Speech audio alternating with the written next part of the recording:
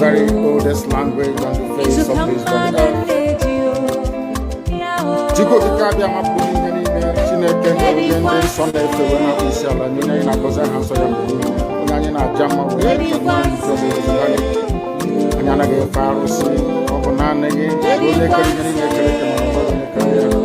all behind the and then saw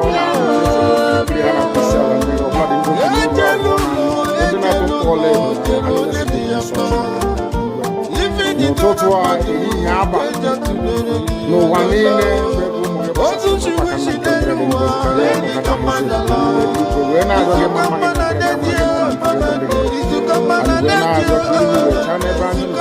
and you went out of his Tahara put the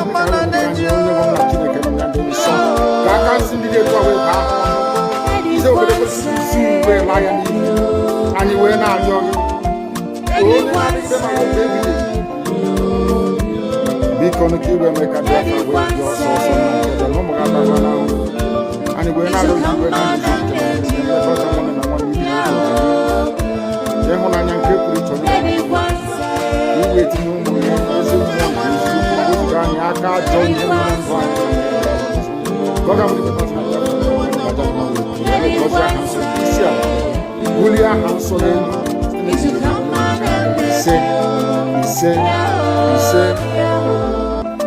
but you know what? I would like you to know that Samaritan is the cause of it. No.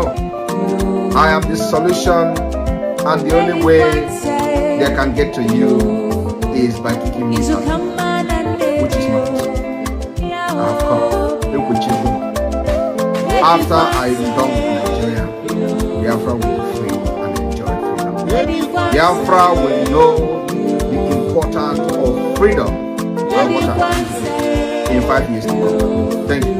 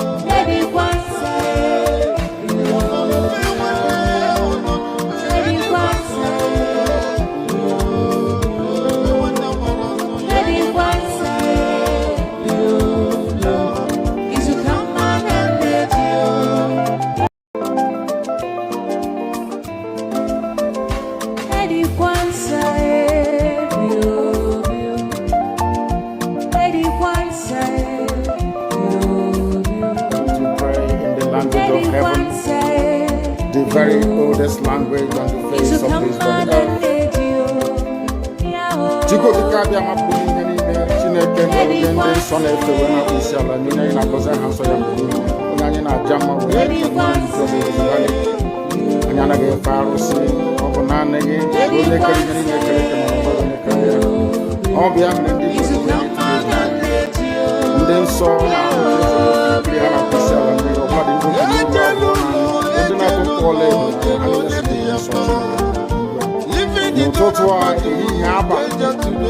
no one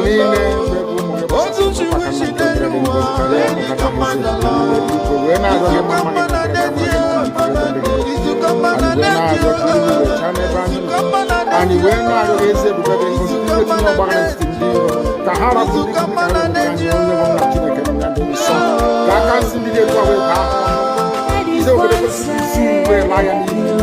and you went out young. Be connected and make a difference with your source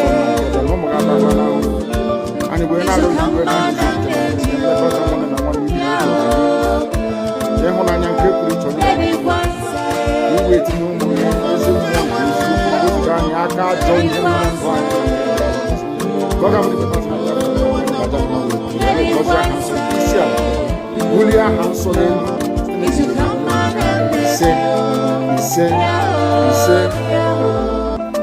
But you know what? They would like you to believe that America is the cause of this. No. I am the solution, and the only way they can get to you is by kicking me out, which is not possible. I have come. Look with you. After I am done with Nigeria, Biafra will be free and enjoy freedom. Biafra will know the importance of freedom and what happens in 5 years to come. Thank you.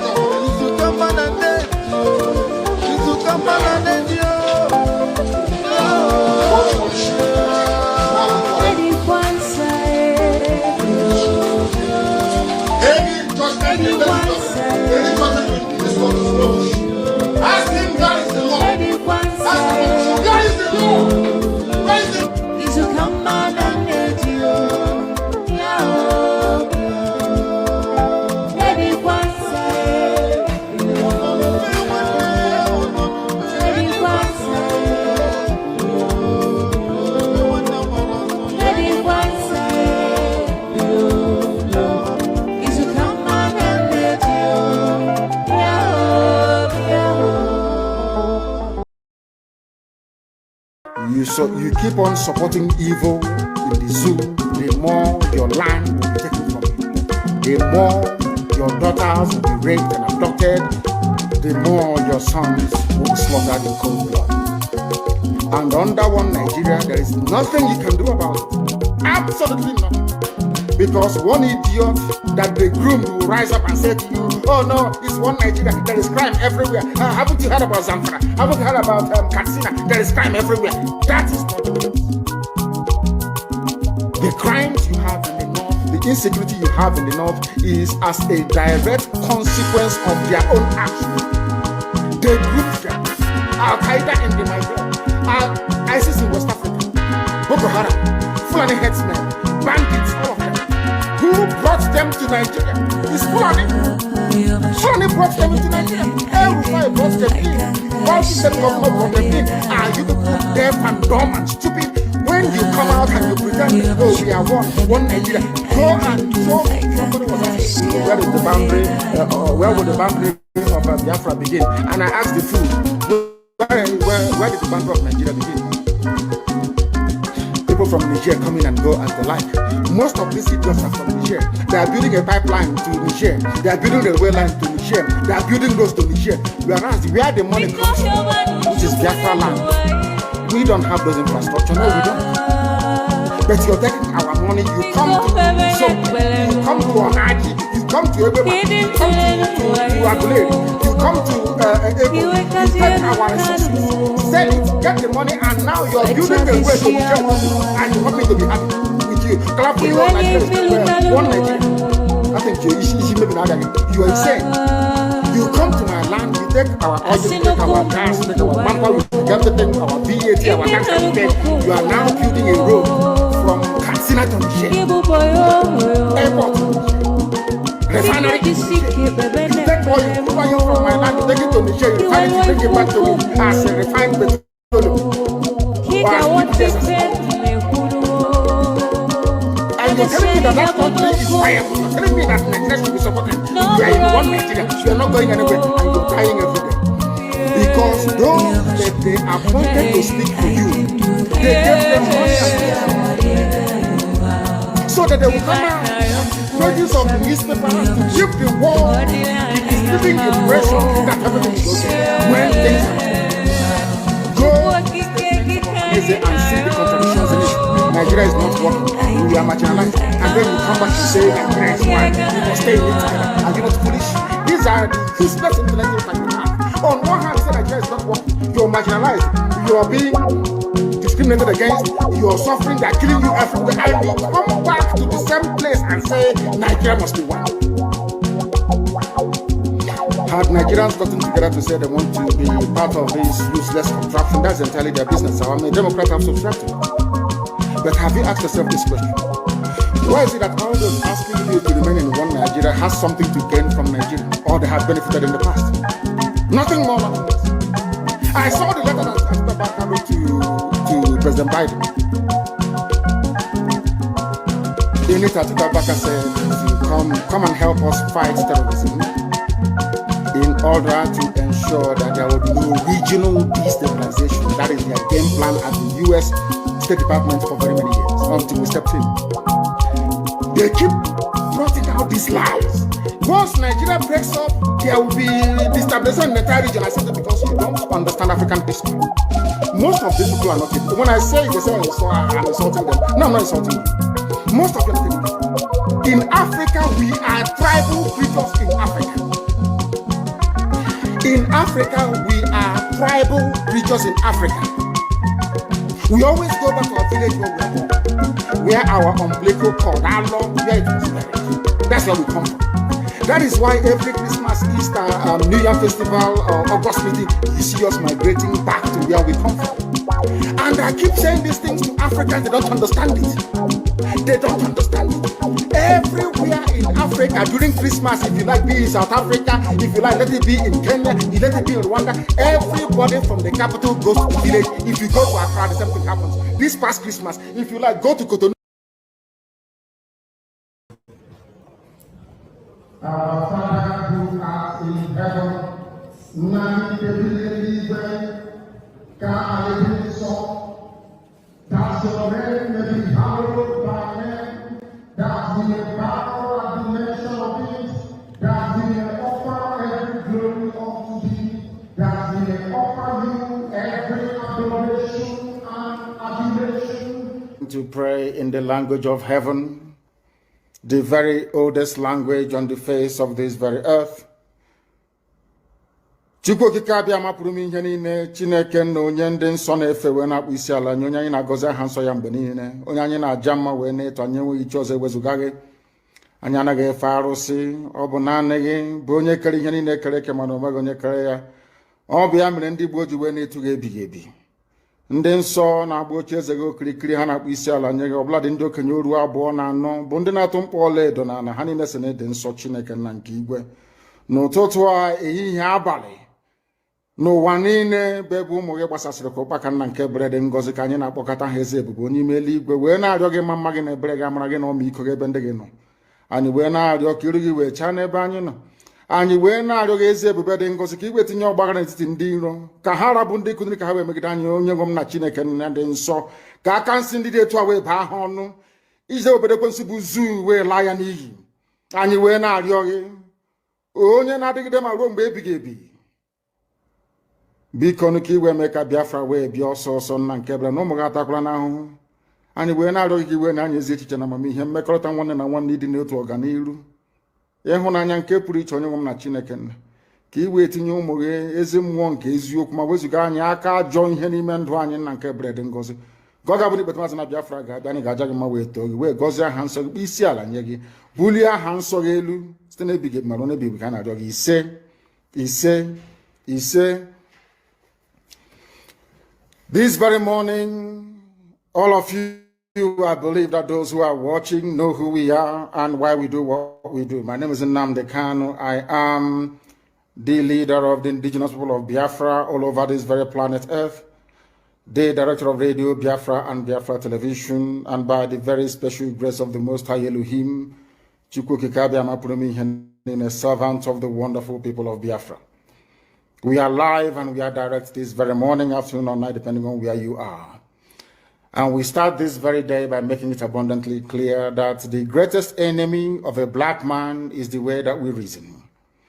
If not that the way we reason is very, very abhorrent, There is no need or reason why we should be suffering and complaining every blessed day without the courage to do something about it. When my lawyers came to see me, I had a discussion with them about how I'm going to defend myself. I told them that no court in Nigeria has jurisdiction to try me.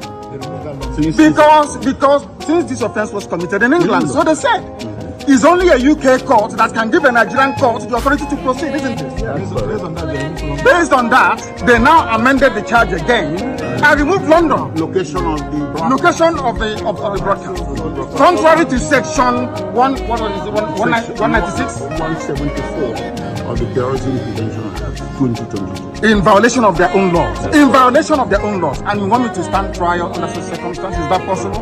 Nnamdi Kanu to stand trial where these shenanigans are going on? It's not possible. Anybody standing in trial or coming to try me is a terrorist. That's what they are not. Not me. As simple as that. Section 2, subsection 3F of Terrorism Prevention and Prohibition Act. That's what it says. Any court considered to try me is committed an act of terrorism. Yes. Very clear. You cannot violate a treaty that Nigeria entered into and then come to try that very person. It's not done anywhere. So you must be aware of that. So that is why there is all these ridiculous delays. That is what the Supreme Court said. I did not jump bail. My home was invaded. They came to kill me and I survived. They came to Kenya to kidnap me, brought me back to this country and seeking to try me, which law says cannot happen. You cannot violate a treaty that Nigeria entered into and then hope to stand on that illegality to conduct a trial is not done anywhere.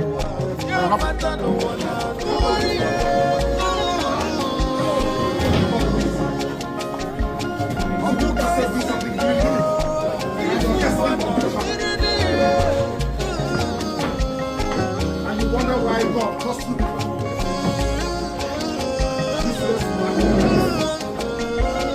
don't know what justice means. You have no idea what justice means. You don't know what justice means. Useless. Your constitution says you cannot try anybody unless the law is written.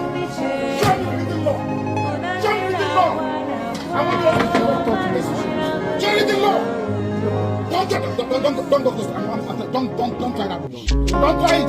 Don't try it. Don't try rubbish. Don't try rubbish. Useless people. You don't know law. You don't know law. Your own constitution you don't respect. Supreme Court's judgment you don't respect. Then why are we in the court? Why are we in the court of law?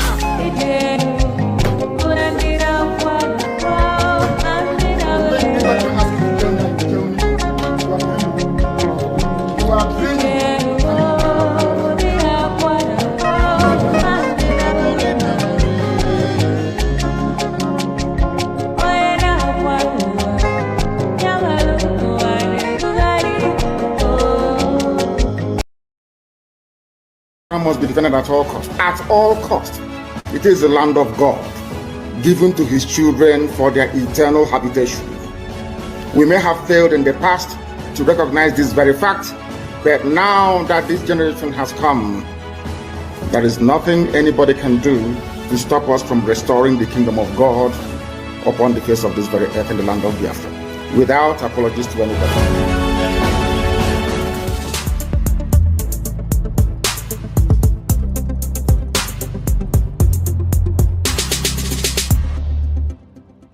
The Fulani approach to the zoo called Nigeria is called the devil's alternative. Fulani, they have this two-pronged approach to the issue of one Nigeria. If they collapse you through banditry, they will overrun you because they believe they have superior weaponry. Right now, and all of them are in this game together. That's number one. If you sue for peace, which idiots like Omahi are doing, if you sue for peace, they will also get what they're looking for because they will plant Ruga in every local government area. The devil's alternative, whichever option you choose, men are going to die. Men will die. It doesn't matter the option you choose. If you wait for them to do things peacefully, which they will never do, they are going to kill you anyway because they'll be Ruga. And you allow them to forcibly take over your land, you are taken over, they will take it by force. And Fulani will plant their people in your local government areas. That in the next 100 years, you'll be hearing about Olo Emirates. and then we'll be like Hausa people. Our grandchildren will now ask their parents, what happened? They will tell, oh no, there was somebody called Hope. He was playing politics. He loved Nigeria. That was one called Umahi. He loves Fulani. He used to be our brother. But then we are gone. As a race, we are finished. And I said to these fools, Fulani Caliphate is dealing with you people, but you don't know it. They are like the vulture. Nigeria is pregnant. If Nigeria dies during the pregnancy, they benefit. Nigeria gives birth to the Aruga, which they want, a new Nigeria, which they want, is also to their benefit. The only people aiding and abetting them are these quislings, the fulefus from the East, intellectuals, and sophisticated morons from the West. Juku negotiated restructuring. What happened? They came back and they said no. Ojukwu said, okay, so you want to continue to kill my people all over the place? No. Because of that, I'll declare Biafra. Today, they have brainwashed all of you with the perverse notion and thinking that somehow Ojukwu is responsible for causing a war, when opposite is the case. That Gowon was the aggressor, not Ojukwu. That's how Nigeria is. Always blaming the victim. And we lost over 5 million people during that very genocidal war. They killed over 5 million Biafrans. They wanted to wipe us away from the face of this very earth. But we survived it. And we are here today. Those they gave birth to, they have come. And this time with a wrath that you cannot even begin to imagine. And what we are pursuing is a part of pressure, relentless pressure, to ensure that Biafra comes. How are we going to employ that pressure? There are only two ways to get your freedom in the history of the whole world. Freedom can be gotten only two ways. One is through the ballot box. In other words, people will contest and they will have Biafra Nationalist Party. Yes, as they have in Scotland. And then we vote for them. When they then go to the house or maybe go to Abuja, they will say, we are here under the mandate of Biafra Nationalist Party. Because of that, we want to go and conduct a referendum in order for us to be free. The other way, you fight. Either you go to the ballot box or you fight. Which option are we choosing? We have chosen to fight.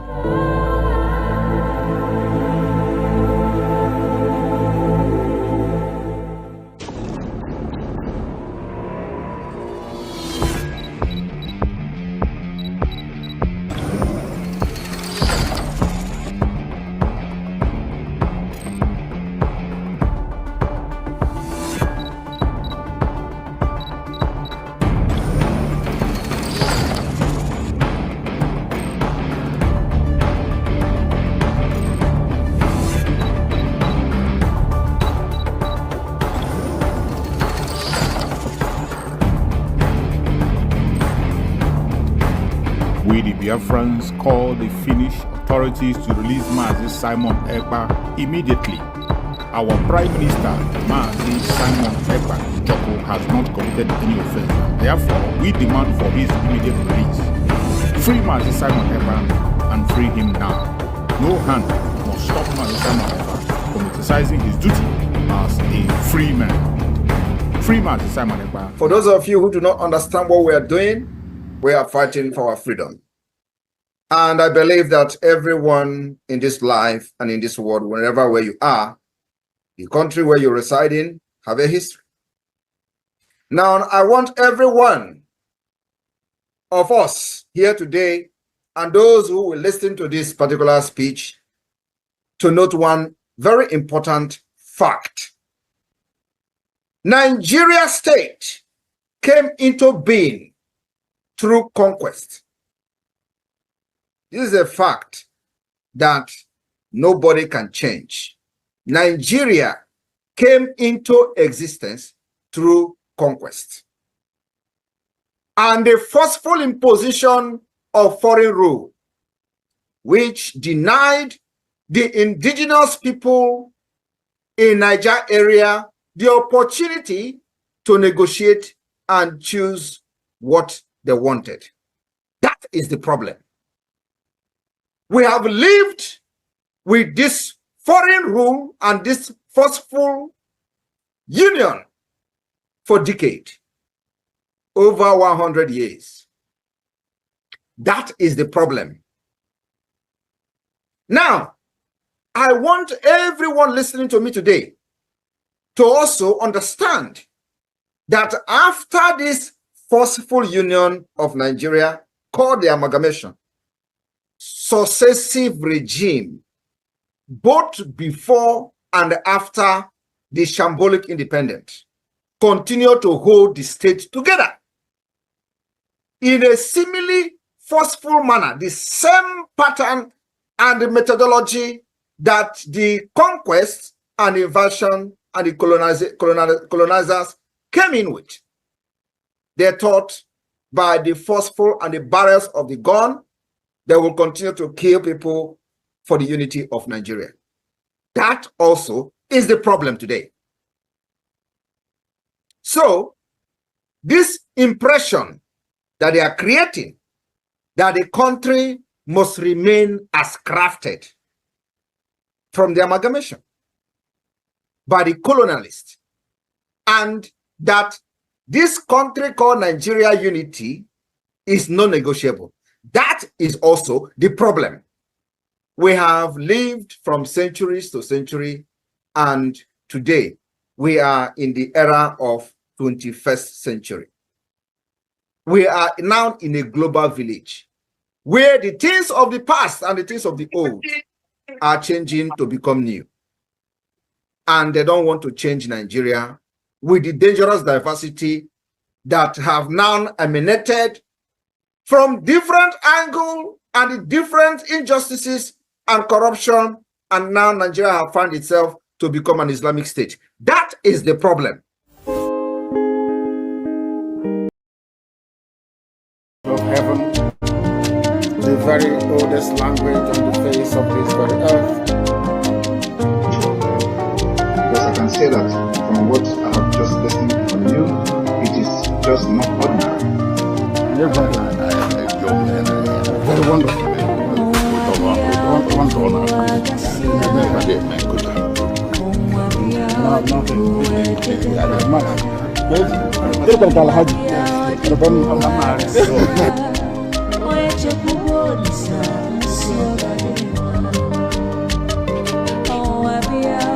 When my lawyers came to see me, I had a discussion with them about how I'm going to defend myself.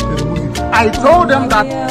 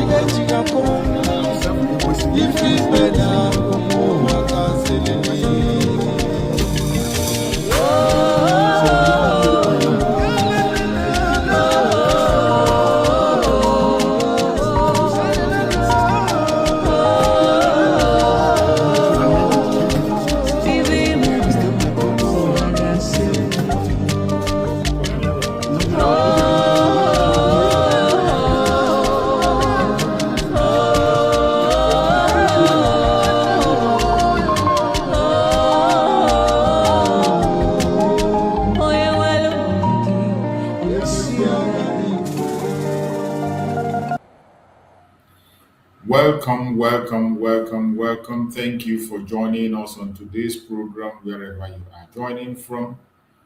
I appreciate everyone that has connected to this program wherever you are connecting from. Thank you for joining. Those who are joining from Biafra, those who are joining from Nigeria, those joining from Africa, any part of African country, those who are joining from Asia, from Europe, from America, from Australia, wherever you are joining from, I appreciate every one of you and I thank you for being part of this program. Please kindly like and share the program to all platforms. Like and share to family and friends. Like and share to everyone that is close to you. Make sure you invite them to join us on this very morning program. It is Monday, a new week. And every one of you that knows what Monday is to us know that we don't play with Monday. It is a special day.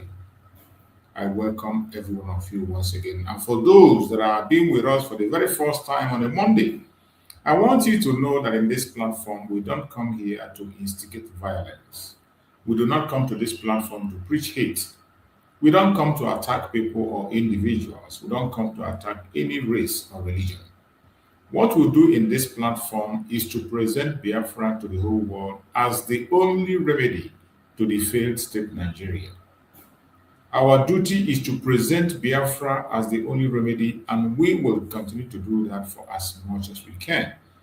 So wherever you are watching us from, wherever you are seated, I want you to pay attention and listen to us. While you are listening, if you have a contribution to make, feel free to join us.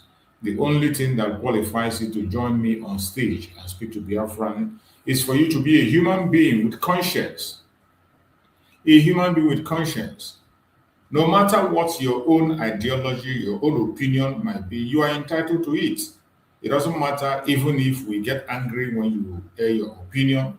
It doesn't matter even if you challenge your opinion. You are entitled to your opinion. You are free to express it. And the decision is that of the Biafrans and the world to listen and take decisions and no squeeze. We are not claiming to be perfect, neither are we claiming to know it all.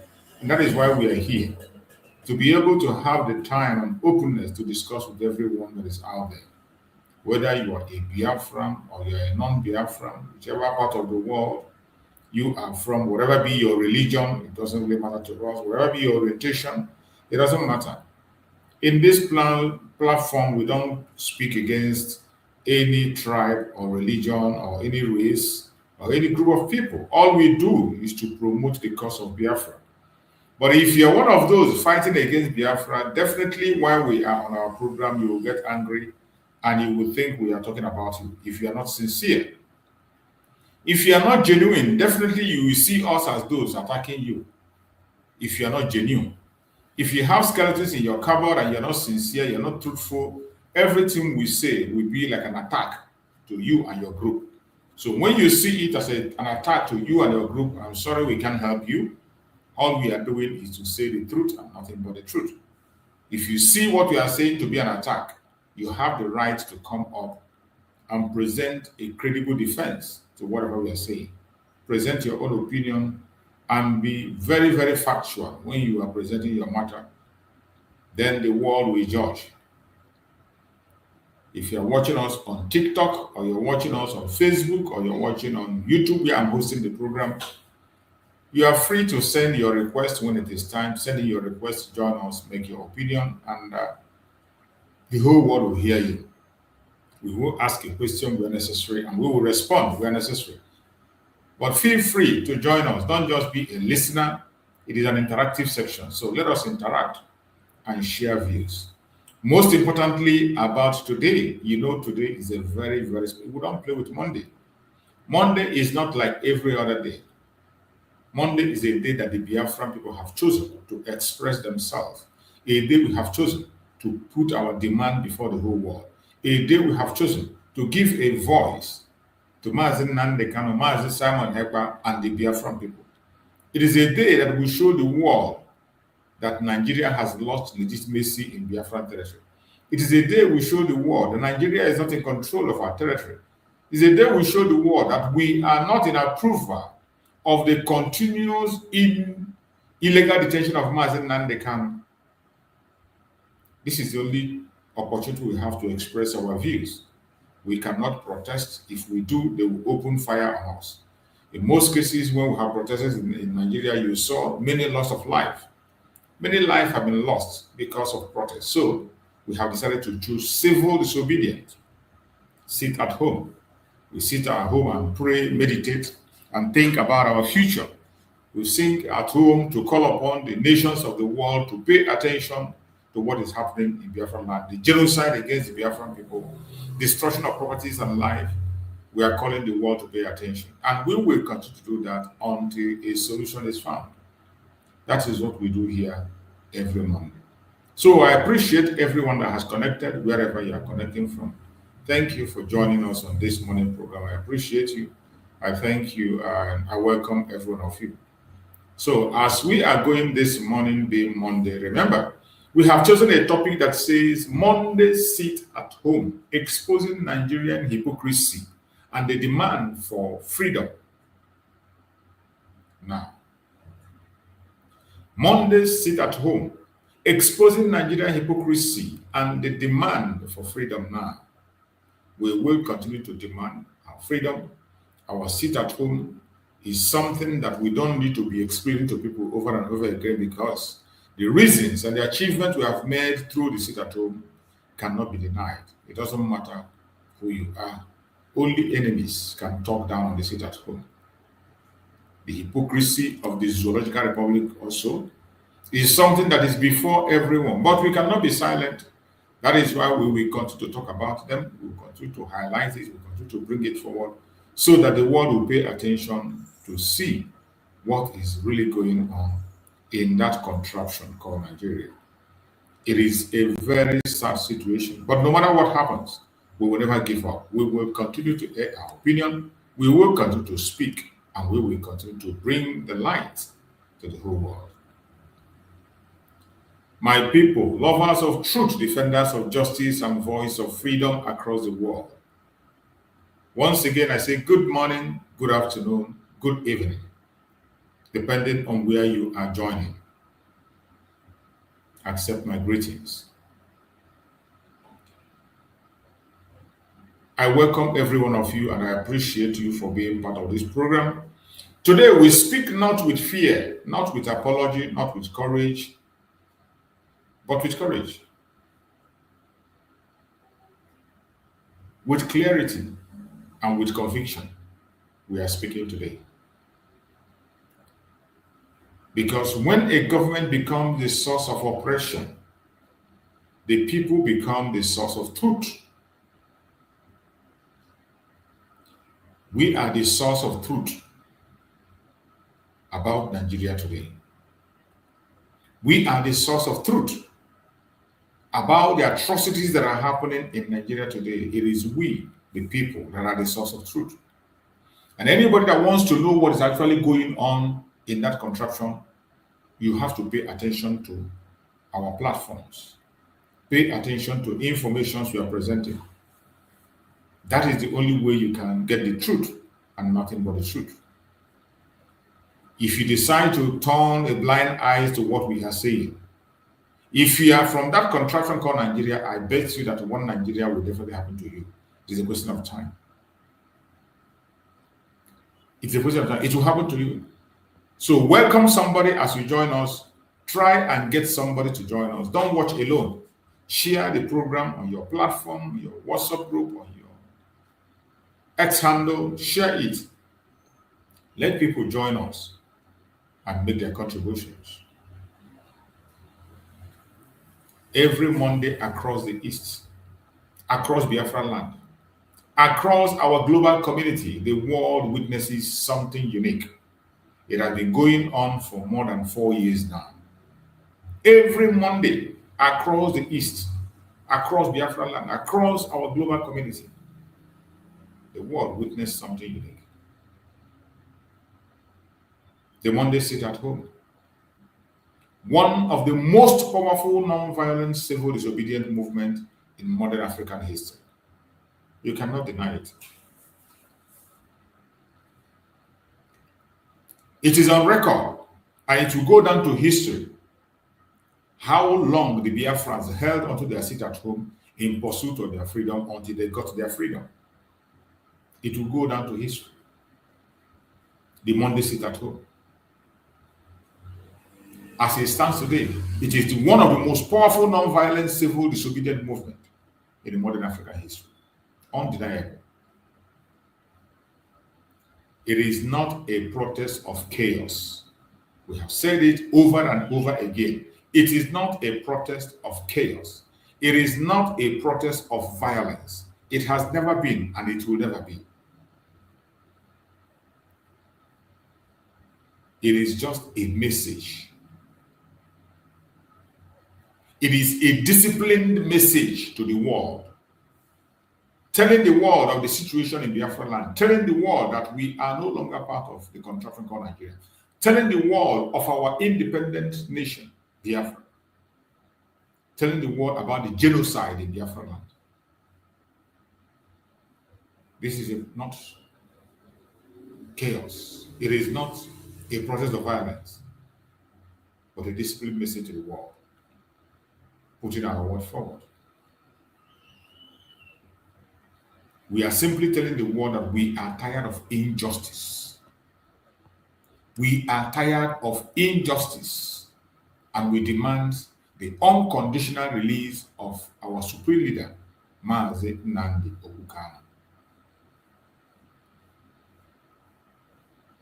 Every one of us know what Monday sit at home symbolizes to us. You know the symbols of Monday sit at home to we, the Biafran people. If you don't know, pay attention. At the end of this very message today, you will understand. I have to make it clear. The Monday sit at home is not imposed by force. Get that and get it straight. Monday sit at home is not imposed by force. It has never been. Has never been imposed by force. Each time you hear about forceful imposition of sit at home, this is a false flag conducted by the federal government of Nigeria and the Imo state government and other state governments. Today, we are seeing the exposition of the Tiger Base. Tiger Base is very instrumental to every single thing that is happening in Biafra land today, more especially Imo State.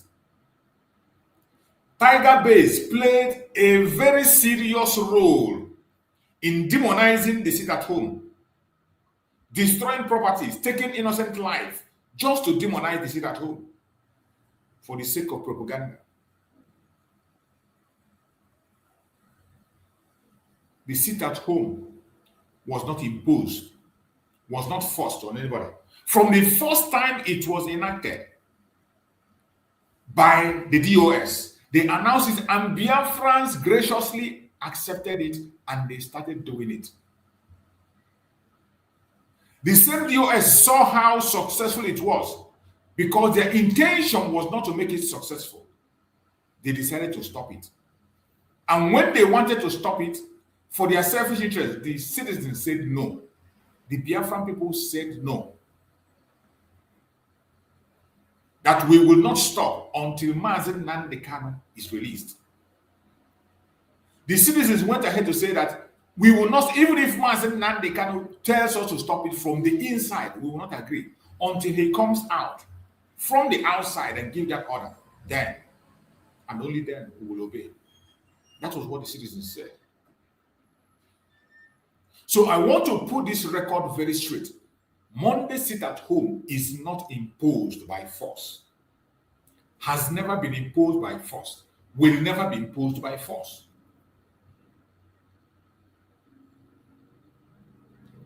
Monday sit at home is powered by conscience, not compulsion. The Monday sit at home is powered by our conscience, not by compulsion. Seeing what is happening to Nnamdi Kanu, seeing the loss of life in the home of Nnamdi Kanu, the loss of life of his parents, and the kidnap of Nnamdi Kanu from Kenya, the torture of Nnamdi Kanu in Nigerian solitary confinement, The lawlessness of Nigerian judiciary, refusing to obey the law to release Mazi Nnamdi Kanu, even when he has won them. In 3 courts in Nigeria, with 2 international courts, they disobey. And they continue to hold Mazi Nnamdi Kanu illegally.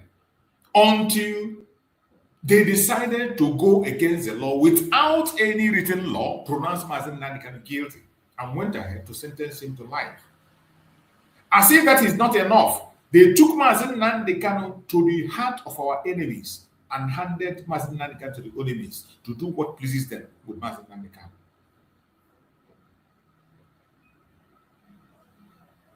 Any Igbo person, more especially, any Biafran, any born indigenous person in Nigeria that has conscience, watching the procedure on what is happening to Mazi Nnamdi Kanu, there's no reason you will not support the sit at home to air opinion. Judging from the fact that you cannot protest in Nigeria, any act of protest is met with death penalty. And when we say this thing, if you are not from Nigeria, you will not understand. You will think we are going to extreme to speak. But what I'm telling you is the fact. Any act of protest in Nigeria will be met with death penalty. And that is what we have seen. They have massacred Biafrans. Even something as simple as gathering to pray. We saw it happen in Hill Bridge. We saw it happen in Aba. So there is no way we can air it. You even saw it happen during the NSAS. NSAS that were for Nigeria. You saw how death sentence was made on people who were protesting. And bad governance, you saw it. You saw the shared group. When the shared group were protesting in Abuja, they opened fire. It was a death sentence on shared group when they were protesting. So when we speak about these issues, it is not just about the Biafran people, but it's about injustice melted on the innocent citizen. And injustice against one is injustice against all. It is only those who cover their eyes with hatred, with their tribal bigotry, those who cover their eyes with their hatred and evil agenda, that refuse to recognize this fact. And they try to get angry when we, the Biafrans, demand for what is right. As I have said, the pursuit of Biafra is not a selfish one. It's a cause that is meant to free every indigenous person. It is a cause that is meant to put every indigenous person in their own area for them to strive in their own environment, explore, grow to any length at whatever speed they desire, practice whatever they want in their area. Total and absolute freedom for everyone. That is what Biafra stands for. So, the civil disobedient every Monday sit at home is powered by conscience, not compulsion. Conscience. Everybody that has conscience in the old southeastern region, there is no reason you will not support the sit at home. One day sit at home every Monday to demand for what is right. It is not too much to ask. Many people have given their life in the cause of Biafra. Many people have given everything they have, including their career. So you giving only one day in a week is not too much to ask. It is not too much to ask. The sit at home is driven by memory, not manipulation. Some of you think that people are manipulated to sit at home. That is the message they send out there. They say that we are making it compulsory for people to sit at home. They say we are forcing people to sit at home, imposing on people. No, it is not. It is not. The sit at home is driven by memory. By the time you sit back and you think towards the marginalization of the Igbo people, more especially. You think about the atrocities that the federal government of Nigeria is committing in the old southeastern region. When you sit at home, you see at today, when they wanted to open the seaport in Biafra land, you see the people, the political elite in Lagos State, the political elite in Lagos State today are mounting pressure and they don't want it to happen. Even when, right from the time of the former governor, he said that Lagos State is congested. It was the former governor that pushed for this extension, but they removed him because of that. And today, you see when the port authority want to open seaport in Biafran land, they come against it. And not just they come against it, Biafran land has the closest access to the sea. It is in Biafran land that you can build the best seaport ever in Africa. That's it. You can only build it in Biafran land without much effort. Biafran land have the deepest part of the ocean close to them. That is why you see them building a naval base in Imo State. The only reason they are building a naval base in Imo State is because it has deep waters where submarines can go. It has deep waters where submarine can go. But in this area that have deep waters and closest access to the sea, yet there is no single seaport. And now that the government or the port authority decided to shift attention to the southeast, they are fighting it by all means necessary. They don't want it to happen. When you think about all these memories, you think about the continuous detention of Nnamdi Kanu, the unlawful detention of Nnamdi Kanu, the lawlessness against the Biafrans, the double standard. When you think about it, when you memorize it, you will have no other option than to sit back at home on Monday and demand for justice. So the sit at home is driven by memories. It is not by manipulation. We don't manipulate anybody. As long as you are of age and you are a Biafran, you don't need somebody to tell you that in Nigeria, you are not part of it. You don't belong. You do not belong. Nigeria tells you to your face every morning when you wake up that you do not belong here. They tell you through their policies. They tell you through their elections. They tell you through their leaders. They tell you through their mechanisms. They tell you through their sharing of allocations and resources.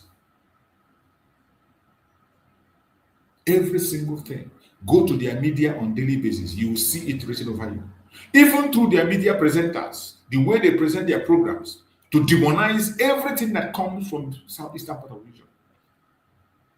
Those memories will give you no option than to join your people, sit at home, and demand for justice.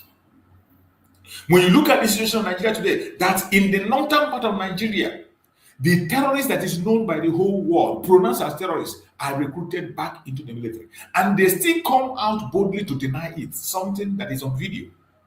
Something that we have seen on video, a recruitment we saw on video. They come out boldly to deny it on a national TV.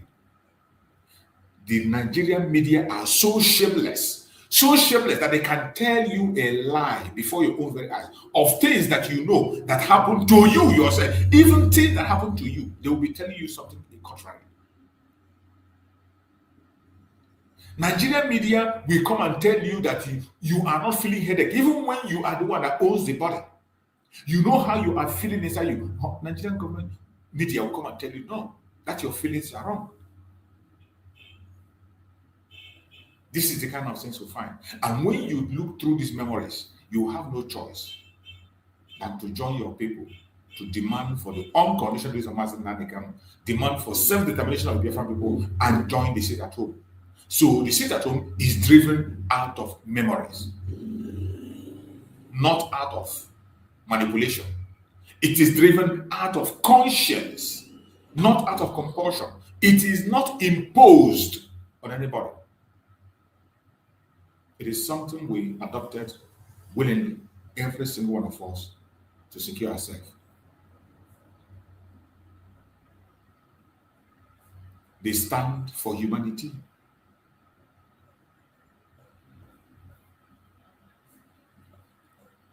We must not forget what the sit at home every Monday symbolizes.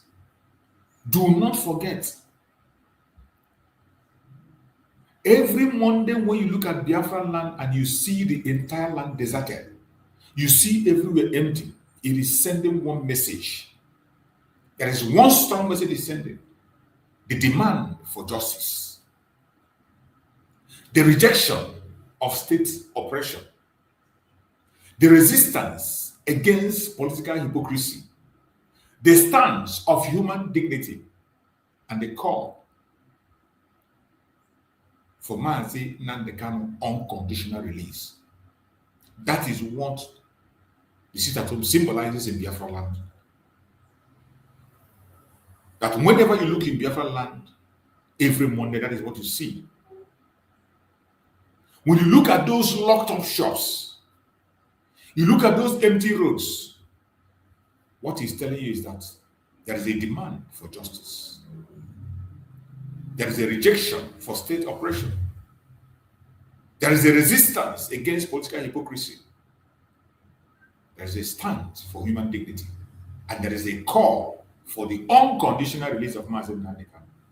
That is what you see every Monday when you see the empty streets in Biafra land. Every Monday when you look, you see the empty shops, locked up shops in Biafra land. That is what it symbolizes. Every Monday when you look, you see a deserted street in Biafra land. You will remember there are people who are asking for their freedom and they are not going back. It doesn't matter what you think, it doesn't matter what you feel, it doesn't matter what you say. Your propaganda cannot stop them. The truth will remain the truth, regardless how you try to bend it. This is a truth that is undeniable.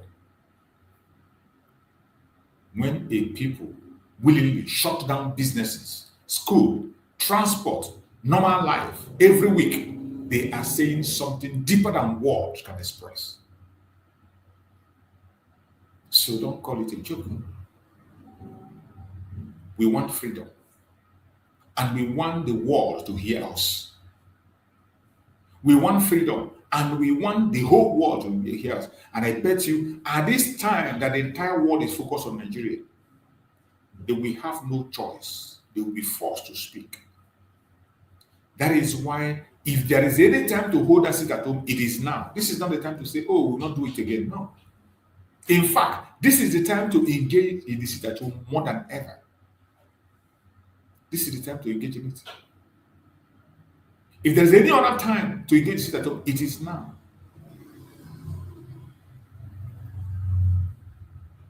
We want freedom.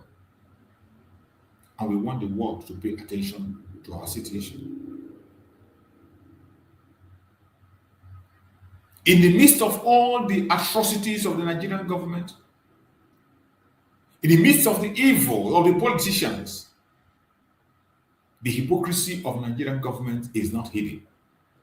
A hypocritical government. Just of recent, you saw a government that could not be able to maintain peace in their territory. A government that could not be able to secure themselves went to Benin Republic to secure Benin Republic. A country that could not secure itself went to another country to invade and give them security. And tomorrow, when the United States want to weigh in Nigerian case, you talk about sovereignty. You talk about sovereignty, but you left your own country and went to another country to interfere. And you don't want someone to interfere in yours. The hypocrisy of the Nigerian government is so smelling. And we must continue to expose what they don't want the world to hear. Those things they don't want the world to hear, we will continue to expose them. We will continue to say it. We will continue to bring it to light so that everyone hear. You can imagine. Within the weekend, we heard about the coup in Benin Republic. The Benin Republic want to take over their country. Because it is clear in Africa, the only way you can be able to get away from your colonial masters completely, 100%, is through military. If you doubt it, if you think otherwise, come in, use the link and challenge me on that. Ask me why I said so. If you don't believe what I say, you have a contrary opinion, click the link. Whether you're watching on TikTok, on YouTube, or Facebook, click the link, come in, and then challenge me on this very issue. The only way The only genuine way, the only way that you can be able to extract yourself from colonial grip, from the grip of the colonial master, is through the military regime in Africa. There is no other way. No other shortcut. You can never free yourself from the colonial masters except through military. We have seen it play out in many West African countries, and we saw the total change and overhaul of things. We saw the total overhauling of things. If you continue to play that you're going to democratically make a vote and put somebody there, you're an idiot. If you think that you can cast a vote and then put somebody who will now come and do what you want and give you a sovereign state, it will never happen. Because election that they call democracy in Africa is another high-level colonization. That is what it is. Democracy that the West are preaching is another high level of enslavement. And by the way, this thing they call democracy started from Biafra land. So if there are people who can interpret democracy the way it should be, it is us. And how do we implement that democracy, the original democracy? It is by taking back our land first. Taking back responsibility of our land. Then, by our own self, we can now implement the original democracy that they stole from us and brought the counterfeit back. Democracy started in Biafra land. I didn't say it. A white man made the investigation, and we saw it on video when a white man was talking about it. That democracy started in Biafra land. When they talk about women's rights, women don't have rights. Women of Biafra had rights, even now. You remember about women? The Biafran women, the Igbo women had their right from day one. They have their right. That is when you hear about Umuada. Up to today, Umuada has a very high stake in Igbo land. Up to today, Umuada, they can turn things around, including the palace of the chiefs. They can remove anybody and what anything they stamp, you can't go against it. That is how strong our women are. So everything you see the West now giving us the other version of it, we had it before. We had it in the original state of it. We had it in the way that Chukwuka made it to be. We had it. But the West came and stole it away and brought out the counterfeit. I say it again. The only way that the African nations can take back their sovereignty completely is through the military regime. For you to begin to borrow the democracy of the West, you are just trying to upgrade your enslavement in the 21st century. You upgrade it. And that is what you see. You see how France is crying for pillar to pole. And the invasion of Benin Republic by Nigeria was pushed by France. Because as you know, France is the one holding Benin captive also. The same way they were holding Mali, holding Burkina Faso, holding Niger. They are still holding Benin Republic captive. They have lost Niger, they have lost Mali, they have lost Burkina. And they were about to lose Benin Republic. Benin Republic were about to take back their sovereignty.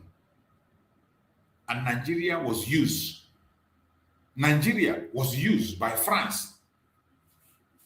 ECOWAS was used by France. When we say ECOWAS is the stooge of the West themselves were the one that built ECOWAS. They put it in place to manipulate. Because once you get hold of West Africa, the other place is easy for them to control. ECOWAS was built by the West. They used the drug baron to attack Benin and destabilize it.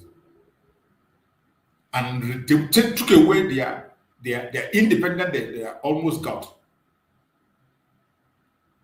And they continue to allow France to run show for them. The same way they are doing in Nigeria as we speak. It is a very sad situation. It's a very sad situation. But what transpired should be a message to the world. For those of you who are saying, oh, why would the US come and intervene in Nigeria? Why would the US talk about the issue of Nigeria? Why the US do that? Now you have seen why they have to do what they have to do. Now you have seen that they have the right to intervene. And they are going to intervene. It doesn't matter how long it takes. Donald Trump will definitely intervene, as he is already intervening. Action will be taken. With what is happening today, action will be taken. They cannot run away from it. They can continue to hide, pretend, and talk all their trash. You can never, ever, ever escape from what is happening. You can never escape. So we talk about the government hypocrisy. We will continue to expose what they don't want the world to hear. The Nigerian government claimed to fight terrorism. Yet, they claim they are fighting terrorism, but yet, terror groups operate freely. They operate freely in Nigerian territory. Nigerian territory is the safest place for terrorists. The safest place. They can't be in Benin. They can't be in Niger. They cannot be in Chad.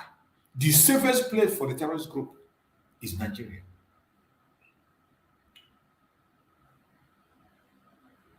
The kidnappers in Nigeria that collect ransom are pampered. If they are paid ransom, Nigerian government help to make them untouchable. Ransom kidnappers are untouched.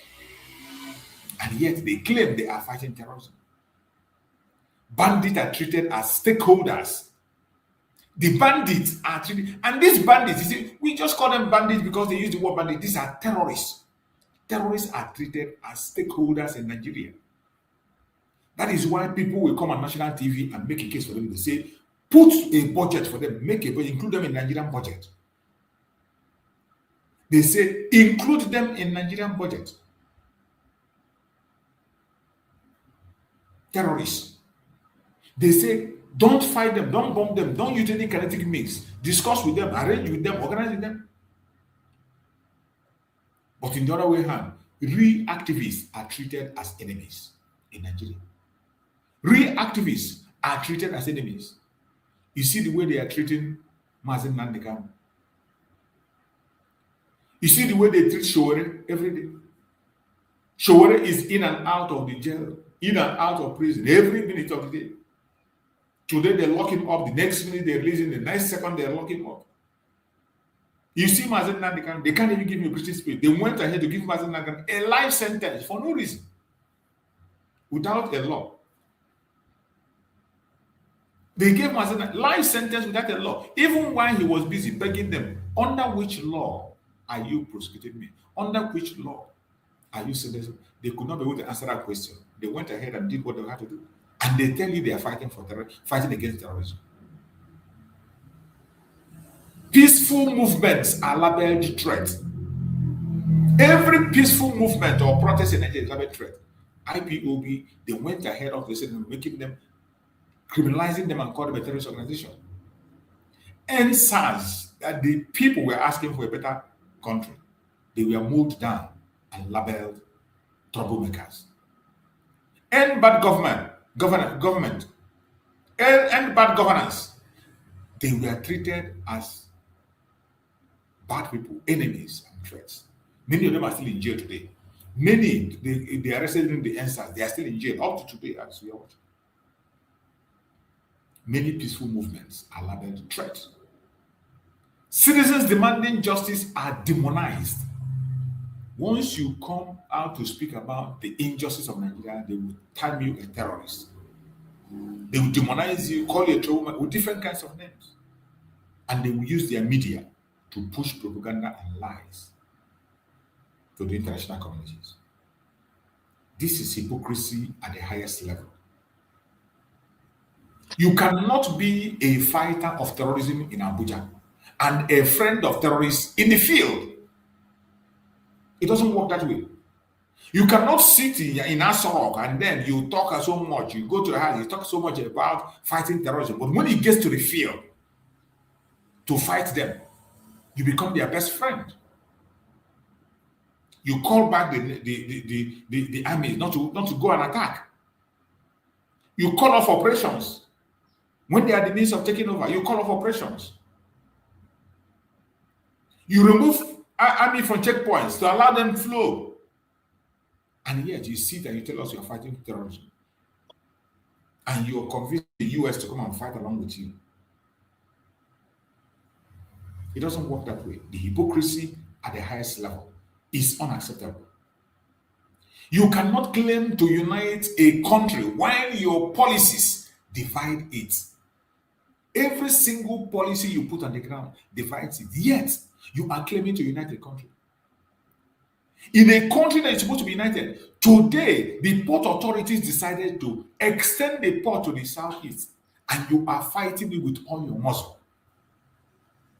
The president itself using the governor that is his stooge, and they are pushing that the port authority should not extend that openness to Biafra land. And yet, in other way around, you come and say you want the country to unite. Unite with who?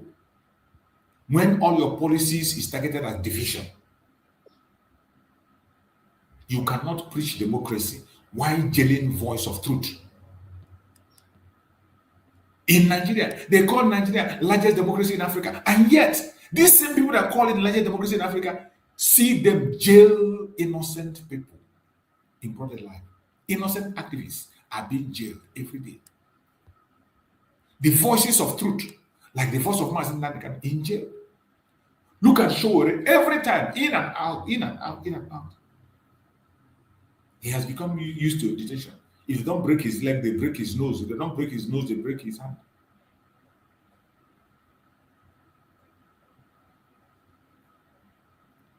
Nigeria is enabling insecurity and instability in entire Africa. In case you do not know, the world should know it and know it clear. Nigeria is in the forefront of enabling instability in Africa. Across Africa, Nigeria positions itself as a giant, but looks beneath the surface. Economic influence is used to suppress the rights of the people. Political interference across border, just like the one you are seeing in Benin that is happening now. But when it comes to them, no. Political interference. And this was the purpose for which Nigeria was created. When they tell you that Nigeria is the largest concentration of black African nation, when they try to frame it as a giant, this is their job they want them to be doing. Political interference across board. Using the so-called economic influence to suppress the rights of our people. Nigeria continued to remain silent, and the world also joined to remain silent towards rising extremist network. Nigeria, more especially, they can never talk about the rising extremist network that we see. In fact, they put it in place when they took the Minister of Information and they gave it communication and they gave it to a terrorist. And that man succeeded in building a very strong network that is almost indestructible today. Nigeria supports every system that fails to protect citizens. They support it.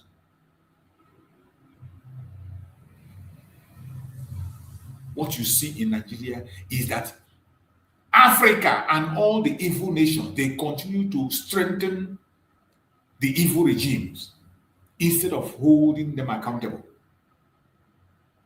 Nigeria joined to look at what is happening. They strengthen evil regime, if not for the fact that the people of Niger, we are very, very strong. What happened to Benin Republic is what's supposed to happen in Niger. But it is because the Fulanis themselves have a stake in Niger. Niger, they feel that they already have a territory there. That if they continue what they do, they will lose Niger likewise. They won't even have, they will become also, they will not be in the air, they will not be in the land. That was why they made a pushback and they couldn't go to Niger to attack. When they come to the Benin Republic, you see what they did in Benin Republic this weekend. You saw what they did. That jet they didn't have to fight terrorists. They finally got a jet to take to Benin Republic. The soldier they didn't have enough to fight insurgency in Nigeria. They suddenly have it to go to Benin Republic. Nigeria supports a system that fails to protect its citizens. That is what they do. Regime that strengthens, that is strengthened. Instead of holding them accountable, they strengthen it. Instead of being a protector, Nigeria became a pressure machine in the region of Africa. Nigeria is a pressure machine in the region of Africa. That is why when we talk about disintegration of Nigeria, some African people are thinking it's just about, this issue is not just about the Biafran people. If Nigeria does not disintegrate, Africa will never be free. Never. If Nigeria doesn't disintegrate, Africa will never be free. And the West know that disintegration of Nigeria is the rising of the Africa. They know very well. The total liberation of Africa. Once Nigeria is disintegrated, Africa will have total liberation from all those slave masters that are still holding them captive. And we must not throw away this world. How can a nation struggling with internal collapse pretend to lead a continent? A nation struggling with internal collapse pretending to lead a continent. That is what we see in Nigeria. How can a government failing in transparency be example for other nations? Africa deserves better. Africa deserves better. And the earlier other African countries begin to add their voice. Chukwu Okekabiyama has just said the Messiah in the person of Donald Trump. You can hate him, you can like him, but I bet you there is no other president of any nation that has Africa in mind sincerely than Donald Trump. When he said, put your country first, he put America first.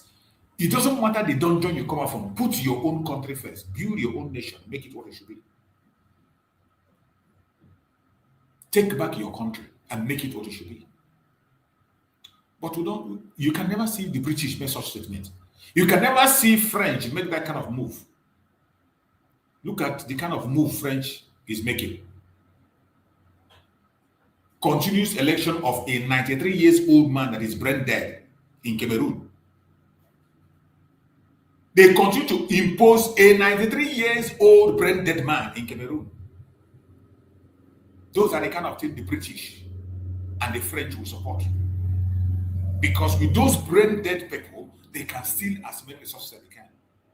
Imposing a drug baron, promoting a drug baron to be the president of their so-called largest African settlement in Africa.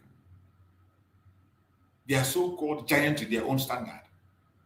They imposed a drug baron on it, who didn't win election, but took it and ran with it. Africa deserves better. The injustice against Nnamdi Kanu must not be looked away from. We must not look away from the injustice against Nnamdi. This is the major reason Biafra land is on a total shutdown every Monday. A man detained, not because he committed a crime, but because he refused to be silent. You see them when they come to their media, they talk about the attitude of Nnamdi Kanu.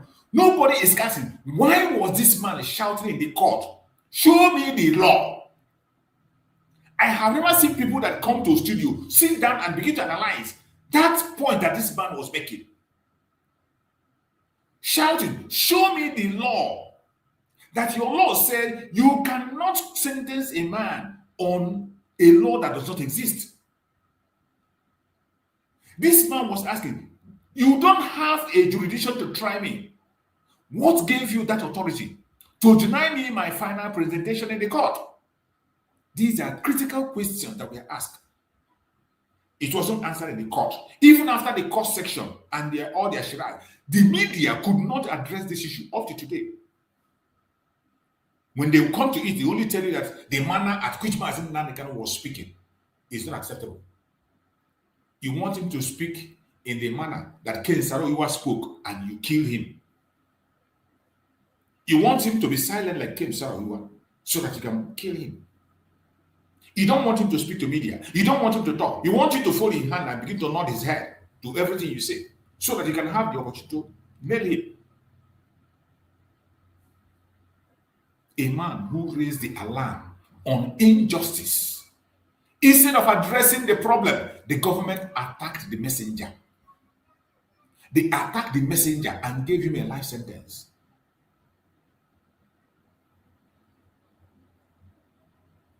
The rights of Nnamdi Kanu has been violated on different levels. Disregard for court orders. On several occasions, they asked for Nnamdi to be freed. He won his case in 5 courts, 2 international and 3 local. And all were disregarded. Illegal detention continues up to this moment as we speak. Political targeting. Silence from those who should speak. All these were the strategies the Nigerian government put in place against Nnamdi Kanu. You see the way they took Simon Ekpa. Simon Ekpa at a point became the only voice that made it impossible for them to mention any conviction of Nnamdi Kanu. When they saw that Simon Ekpa was bent on doing what he has to do, they wanted to make Simon Ekpa the Dangote of Biafra land, and he rejected it. They made several offers, sent delegates, and he rejected it. And they activated their global conspiracy through France and Britain. And they held Finland captive in NATO. And Finland had no choice than to betray them their own self. They betrayed themselves and sold Simon Ekpa for a pot of porridge. Finland joined Nigeria to criminalize self-determination. Finland joined Nigeria to criminalize self-defense. What Finland did is exactly what the court in the northern Nigeria is doing today. Sentencing a man to death for defending himself. That is what Finland is doing.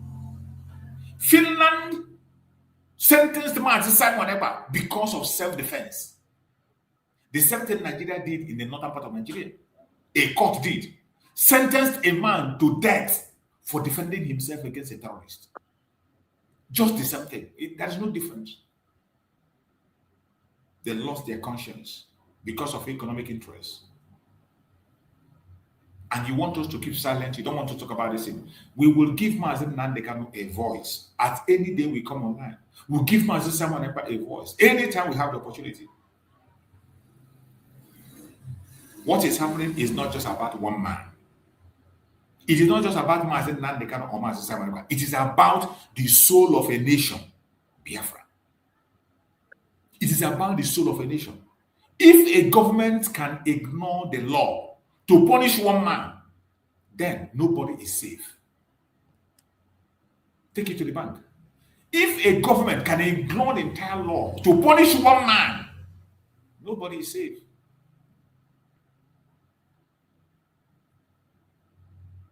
The only weapon we have today is this Monday sit-at-home civil disobedience. Don't allow anybody to deceive you. Don't allow anybody to confuse you. The only weapon we have today is this civil disobedience. Civil disobedience is one of the oldest, most effective form of peaceful resistance. Peaceful resistance. From Gandhi in India to Martin Luther King in America, to Mandela in South Africa. Civil rights movement across the world, they have all adopted this and it worked. None of this movement picked up arms. They picked up courage. And that is what the Biafrans have done. We picked up courage. Peacefully, but they demonize it, call it different kinds of things the way they want. The only reason the Nigerian contraption is afraid of the sit at home. You know, initially they told us, oh, we are punishing ourselves. It doesn't concern them. It's none of their business. We are the ones suffering. And we said, no problem. We are the ones suffering. We continue. But they couldn't hold their fear. They couldn't hold their fear. They fear the sit at home because it cannot be stopped with weapon. They tried with weapon. They tried with their false flag. They tried something. They couldn't stop it. And they became afraid. That is why they fear sit at up to today. They are afraid of it. You saw at a point in time, some of the one Nigerians were even trying to adopt it. Some of the one Nigerians were trying to adopt it in their own system. Nigerian government fears it like hell because they couldn't stop it, even when they tried to use all their system, all their weaponizing and false flag. They fear it because sit at home cannot be bribed. There is nobody to go and bribe and say, okay, stop the sit at home. It cannot be bribed. When the Department of Sabotua think that because they were the one that called it the first time, that they can stop it, were they able? They couldn't stop it. Up to this moment, nobody can stop it. And that is why the zoo is afraid of it. They cannot bribe it. They cannot be bribed. You sit at home. It cannot be intimidated. It doesn't matter how you try. You can't intimidate it. And this is what Nigerian government is afraid of. It exposes the truth to the whole world. The sit at home unites the people peacefully. One of the things that unites us, every one of us that is genuinely in this struggle, is this sit at home. It unites us. It unites us peacefully. It forced the world to pay attention. These are why they are so scared of the sit at home. When a people withdraw their participation from an oppressive system, the system begins to question its own power. Get that into your head in case you don't know. When we say we will not stop the sit at home, we have reasons. When we say it is unstoppable until Nnamdi Kanu himself goes back to his father's compound in Afari Iboego and announce it, that is to stop. Only then we will stop. Because when a people withdraw their participation from an oppressive system, the system begins to question its own power. When we say Nigeria has lost legitimacy in Biafran territory, this is it. When we say we are no longer under the zoological republic, this is it. You don't just say it and go to sleep. The sit at home displays that power that we have taken back. It shows this to the world. And we have some message to the international communities. We have a message to the international communities, whoever is listening. To the international community, you cannot preach democracy abroad and ignore injustice when it is politically inconvenient. You can't. You cannot fund a government involved in human rights abuses, still claim to represent global justice. It is a lie from the pit of hell. You are funding the government involved in human rights abuses, and still you claim to represent global justice. How does that make sense? It doesn't make sense. Nnamdi Kanu detention is a test for international credibility. The continued detention of Nnamdi Kanu, the case of Nnamdi Kanu, is a test for international credibility. And we are all watching. Human rights are not regional. They are universal. Except you want to tell us otherwise. Human rights is not regional. It is universal. Except you want to tell us otherwise. Wherever you are as a Biafran, wherever you are as a lover of freedom, more especially the Biafran people, wherever you are, you have shown the world that discipline is power. Wherever you are as a Biafran, I want you to hear this and hear it clear. You have shown the world that discipline is power. And we have exercised enough discipline. You have shown that peaceful resistance is stronger than bullets. That we have displayed and shown to the world through our civil disobedience. That is what we have shown to the world through our civil disobedience. Forget about all the propaganda and blackmail. The world knows what is happening. You can imagine, in all the testimonies of the terrorism and genocide in the United States, did you hear them mention anything done by the IPOB or by the Biafran people? No. Because they have the program with them. The insecurity and destabilization in Biafra, the organ harvesting you are seeing here today is conducted by the federal government of Nigeria and the state government, and we have evidence. Because Biafran people are calling out the Tiger Base in Imo State, the greatest false flag office in the entire world, the false flag office headquarters in Imo State. The whole world is calling it out. Everybody is calling. Now they want to begin to play their game as always. They have started playing their game, and I'm going to play one of those videos where they come to show us a mortuary where they kept organs. Where the organ harvesters are storing people. And they didn't show us people who are there. They didn't show us people who they arrested. They didn't show us the owner. They say the owner is on the run.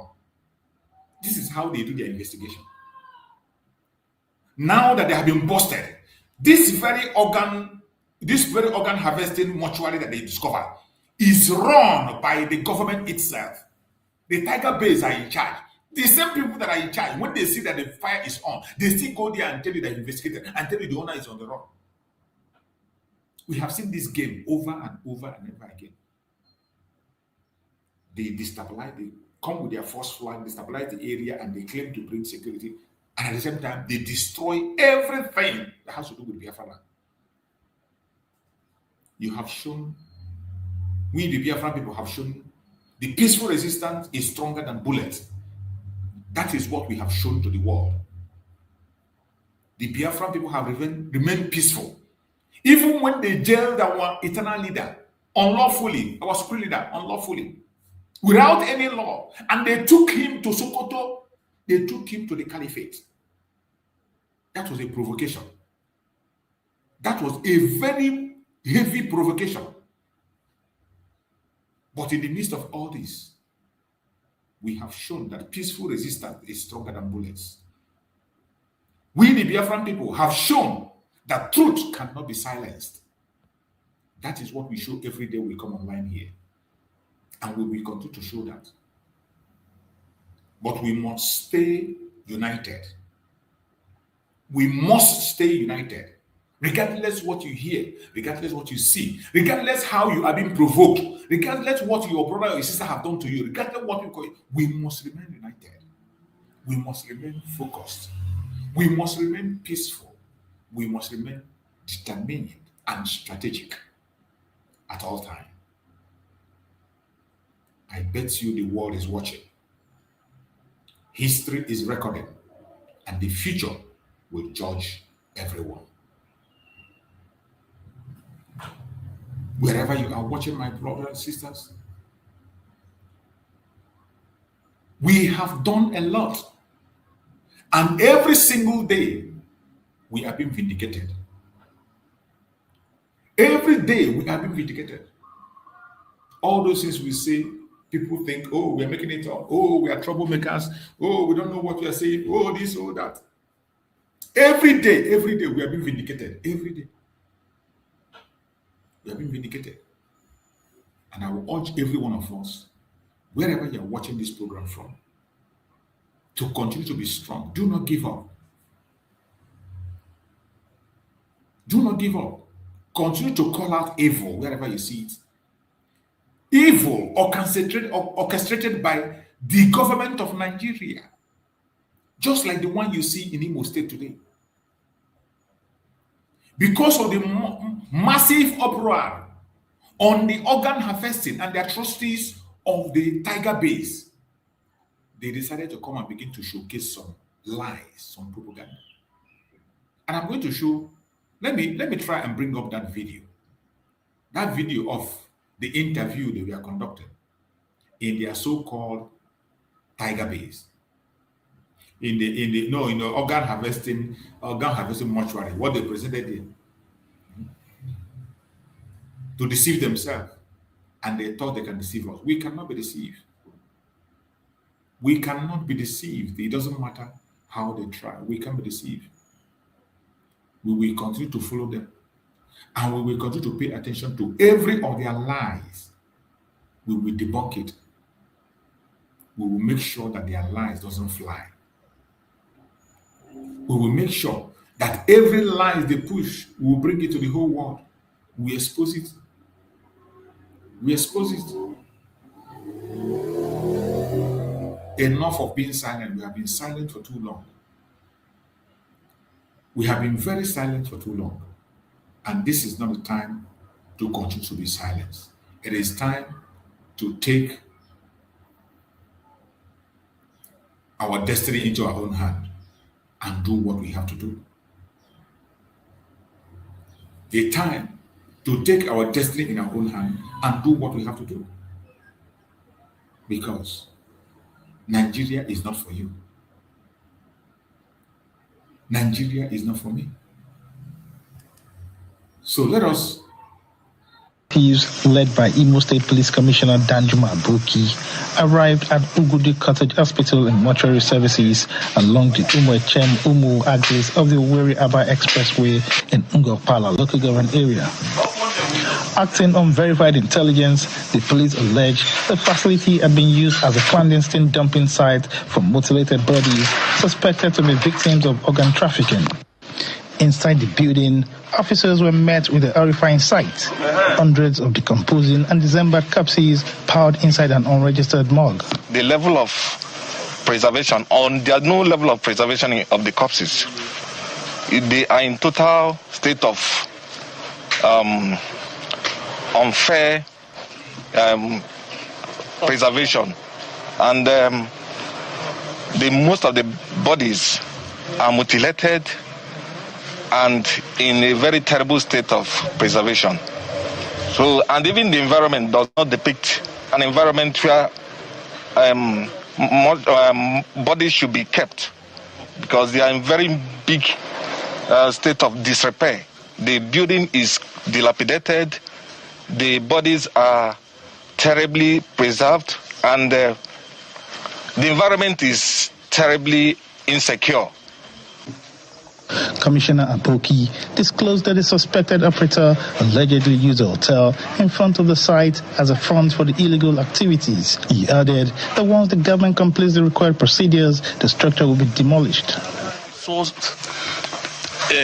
scattered corpses, mutilated corpses in this environment. What we have seen, the corpses that we discover are more than 100. And the owner of the mortuary is on the run. We sent for him, he refused to come. And severally, we mounted surveillance, whether we'll be able to get him. He's on the run. And by the information we gather, they use this place in dumping the corpses of what they call organ service. Organ service. A further sweep of the premises revealed more troubling findings, including a personal shrine linked to the suspect and an hideout believed to have been used for kidnapping operations. The commissioner reiterated that Stanley Oparugo has been declared wanted and that efforts to apprehend him are ongoing. They declare him wanted. He's on the road. We did not see anybody here. And this health hazard. And by his grace, the commissioner of health is here. The pathology is here. We may soon make a mass burial. Commissioner for Health, Dr. Chioma Egu, confirmed the facility is not registered among licensed mortuaries in the state. She warned that the site has been identified as a serious public health hazard, posing significant risk to nearby residents. There's nothing to show that this place is a mortuary. Sure. There's nothing happening here, or even if you look at the corpses, there's nothing to show that there's any way they were trying to preserve them. So we are declaring this place a place of public health concern. It is hazardous to the environment, and we advise when we get back, we'll sit down and then we'll put down our report and then advise His Excellency. Thank you. The Owerri-Aba corridor has recently witnessed a surge in kidnapping and other crimes. Residents and commuters now hope the discovery of this illegal mortuary will help curb criminal activities in the area as security agencies intensify their pursuit of the suspects. Channels Television News. I can assure you that this very place you saw, they are showing us, this very place has everything to do with Okosu SARS. Not Okosu, Tiger Base. This very facility has everything to do with Tiger Base. This very facility has everything to do with Tiger Base. The reason they begin to reveal this now is to use it to distract the attention of people with the accusation that is coming on Tiger Base. That is why they want to. And in this very thing, you can imagine with all the experience and how they claim of their tactic team and whatever, they could not be able to apprehend anybody here. They claim that a suspect gave them the hint. A suspect gave you the hint, and you couldn't be able to arrive there to get even a single human being. You did not arrest. You only come to do your media show as always. And what is the intention of the media show? To show the world that, it is not Tiger Base that is doing the organ harvesting. There are some other people who are doing the organ harvesting, and look at where their mortuary is. This is a planned work. And this place they are using, they know about it, they are part of it, and it's either they want to use that man now as a scapegoat, and they have given him a hint even before they come to escape. This very facility where they are keeping people that they murdered illegally, where they are collecting people's organ, this organ harvesting mortuary, this very place, the Tiger Base has everything to do with it. Tiger Base of Imo State has everything. They cannot run away from it. Them presenting this program now is not a coincidence. If you think it's a coincidence, then you don't know Nigeria. If you think that this thing you're watching now is a coincidence, you don't know Nigeria. Maybe you were born yesterday. But for us who have been watching how things happen in Nigeria for a long time, when they bring this their games, we know them and we follow them closely. Before we continue, let us take a quick break and we will come back and continue on the program.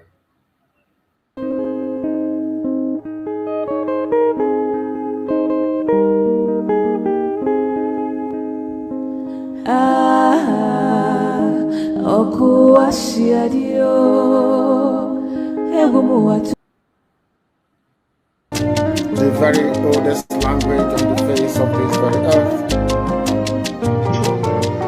Because I can say that from what I have just listened from you, it is just not ordinary.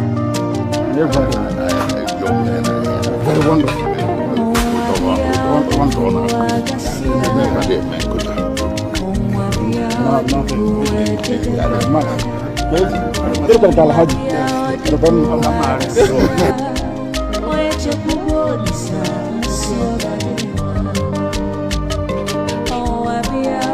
When my lawyers came to see me, I had a discussion with them about how I'm going to defend myself.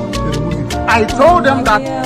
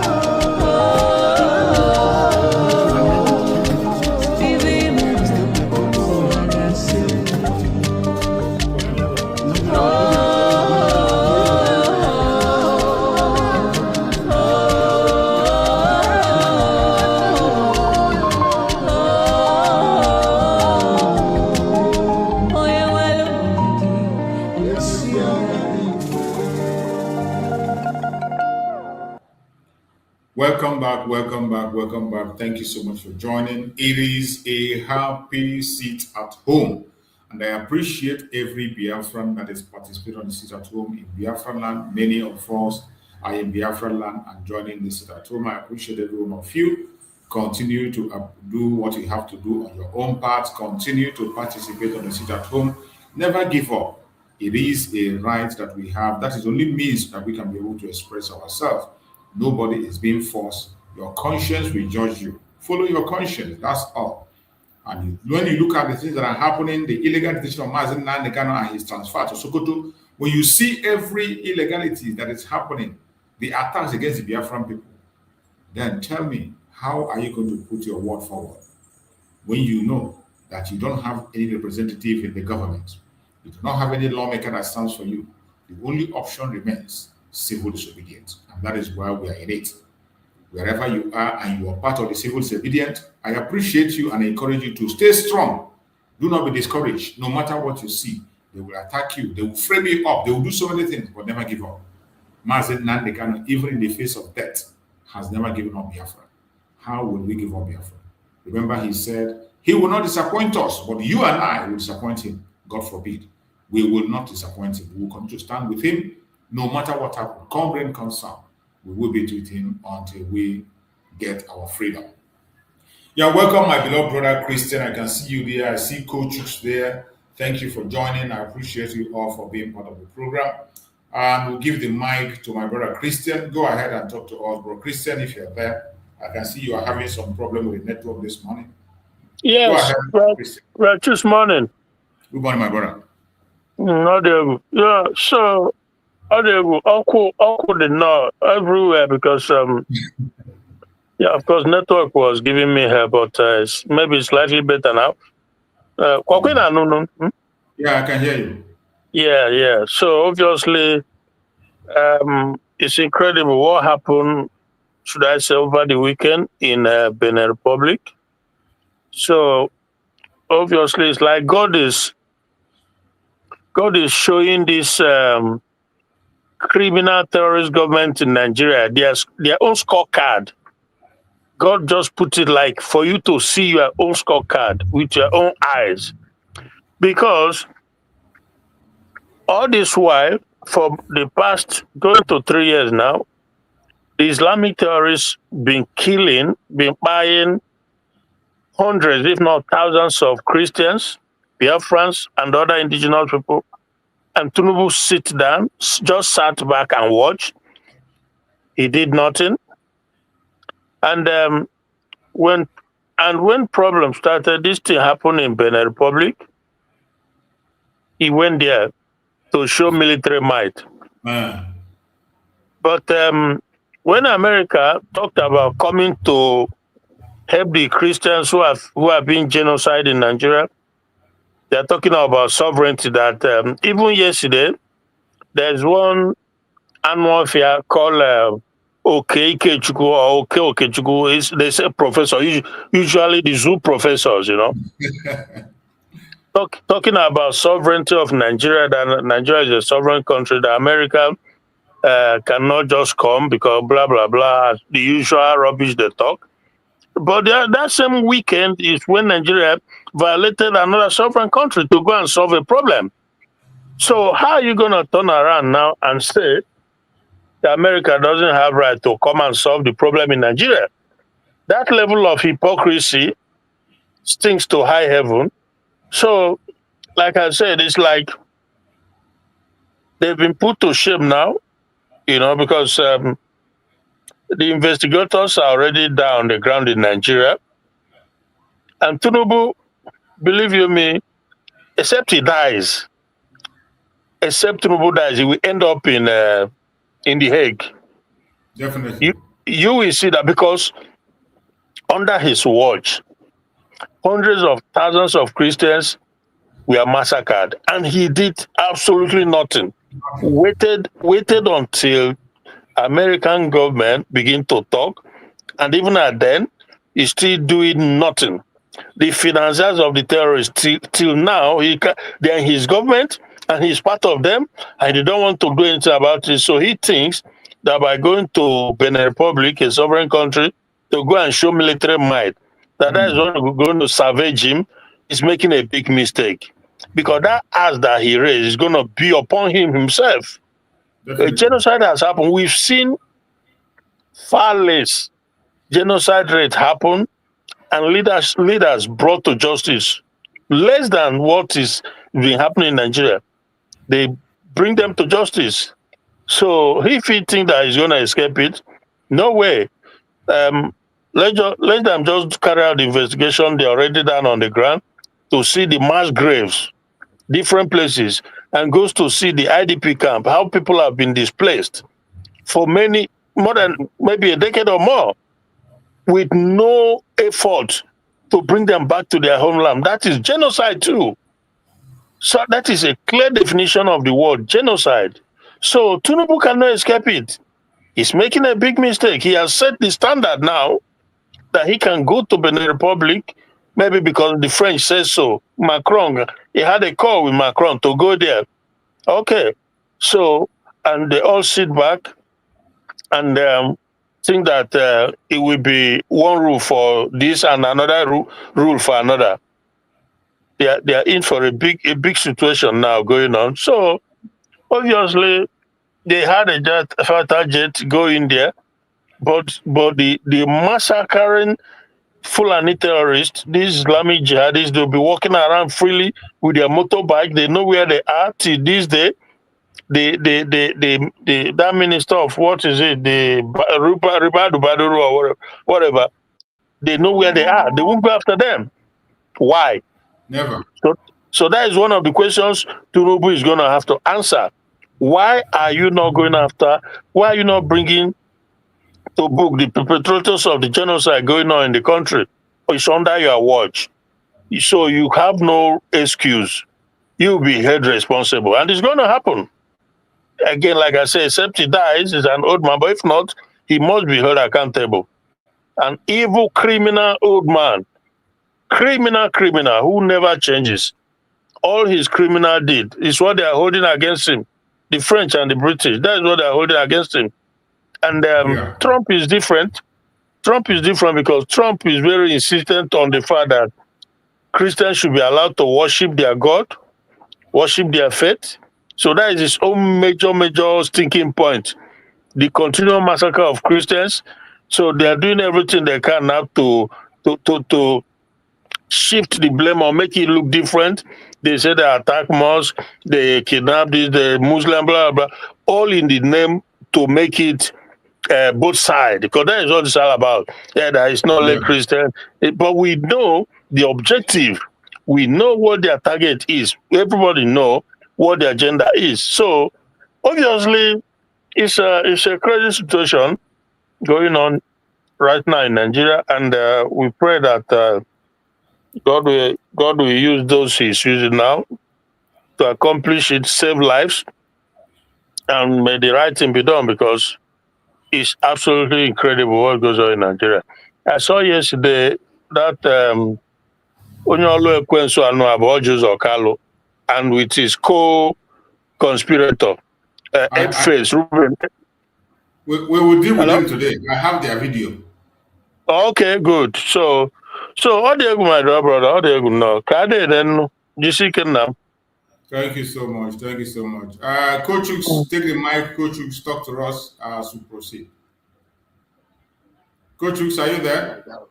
Yes, I'm here. Good morning, Mazikius. And good morning, Bob. Morning, Coach Hughes. And good morning, dear friends all over the world. Both those in comment section, like and share. Today is sit at home. And I'm sure that our brothers and sisters in homeland, they are there sitting at home. And what we have to be doing now is to pray for them. Yes, thank you, Mazikius, once again. Anybody that thinks that Nigeria, that good thing is going to come out of Nigeria, the person is making a serious mistake. Because I didn't say the reason why a drug lord is the president of a country. They now carry Osama bin Laden as a vice. You not expect anything good to come out of that country. This one that all of them is doing today is just damage control. Nigeria fighter jets to went to Benin Republic. They have fighter jets to send to Benin Republic, but they did not know that sending that fighter jet to Benin Republic, they has even shoot themselves on their throat. Because this fighter jet that we're talking about now is 2 students that have been kidnapped, I think about 2 or some days ago. That's mainly children that they kidnapped. Up till now, they haven't said fighter jet to go and look for those children. And the other one that they kidnapped, that every one of us we are aware of it. After pressure and everything, maybe they have reached the conclusion.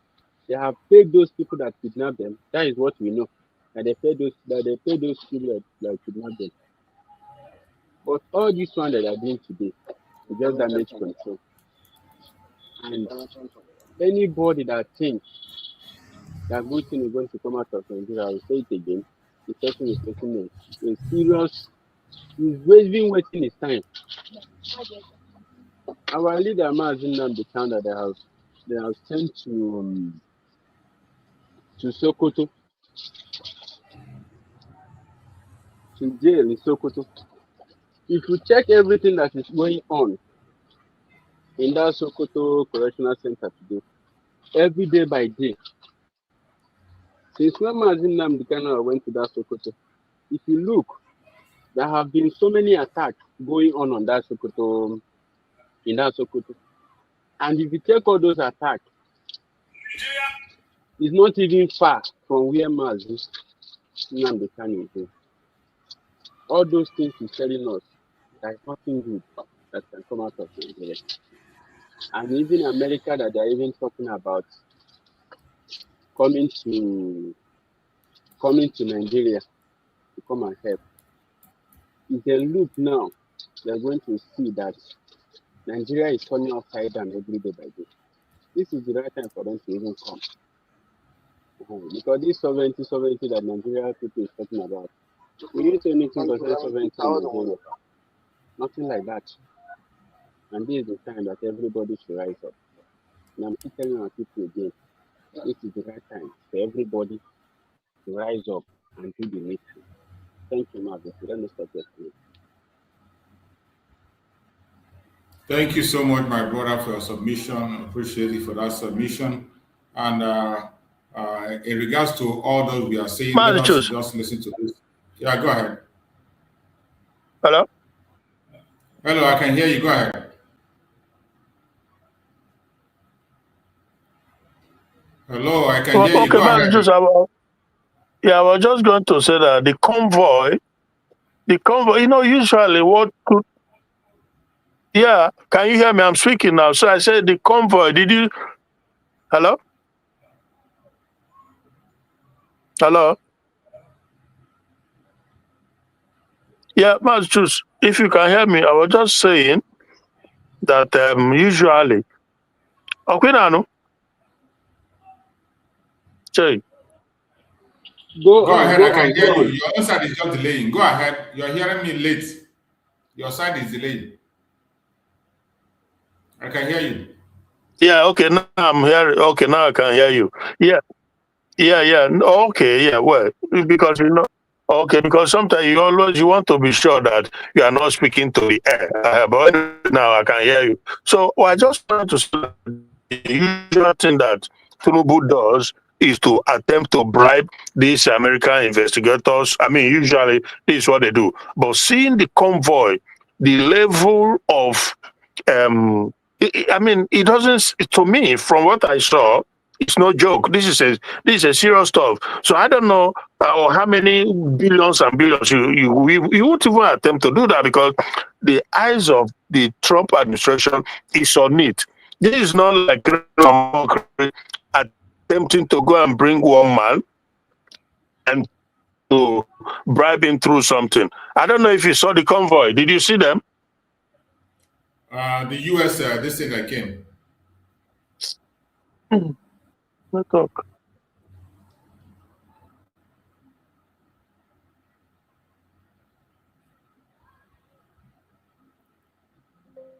Your side is delaying. I can't hear you anymore. I think when I speak, you don't hear me. It delays. Yeah, I saw the convoy that you were talking about. That they came I can for. hear you now. Your side is delaying. Maybe you just log out and come back in again because your All voice right. comes late. Okay, let me log out and come in again. Log out and come back again. This thing is coming out late. That's why you can't hear me properly.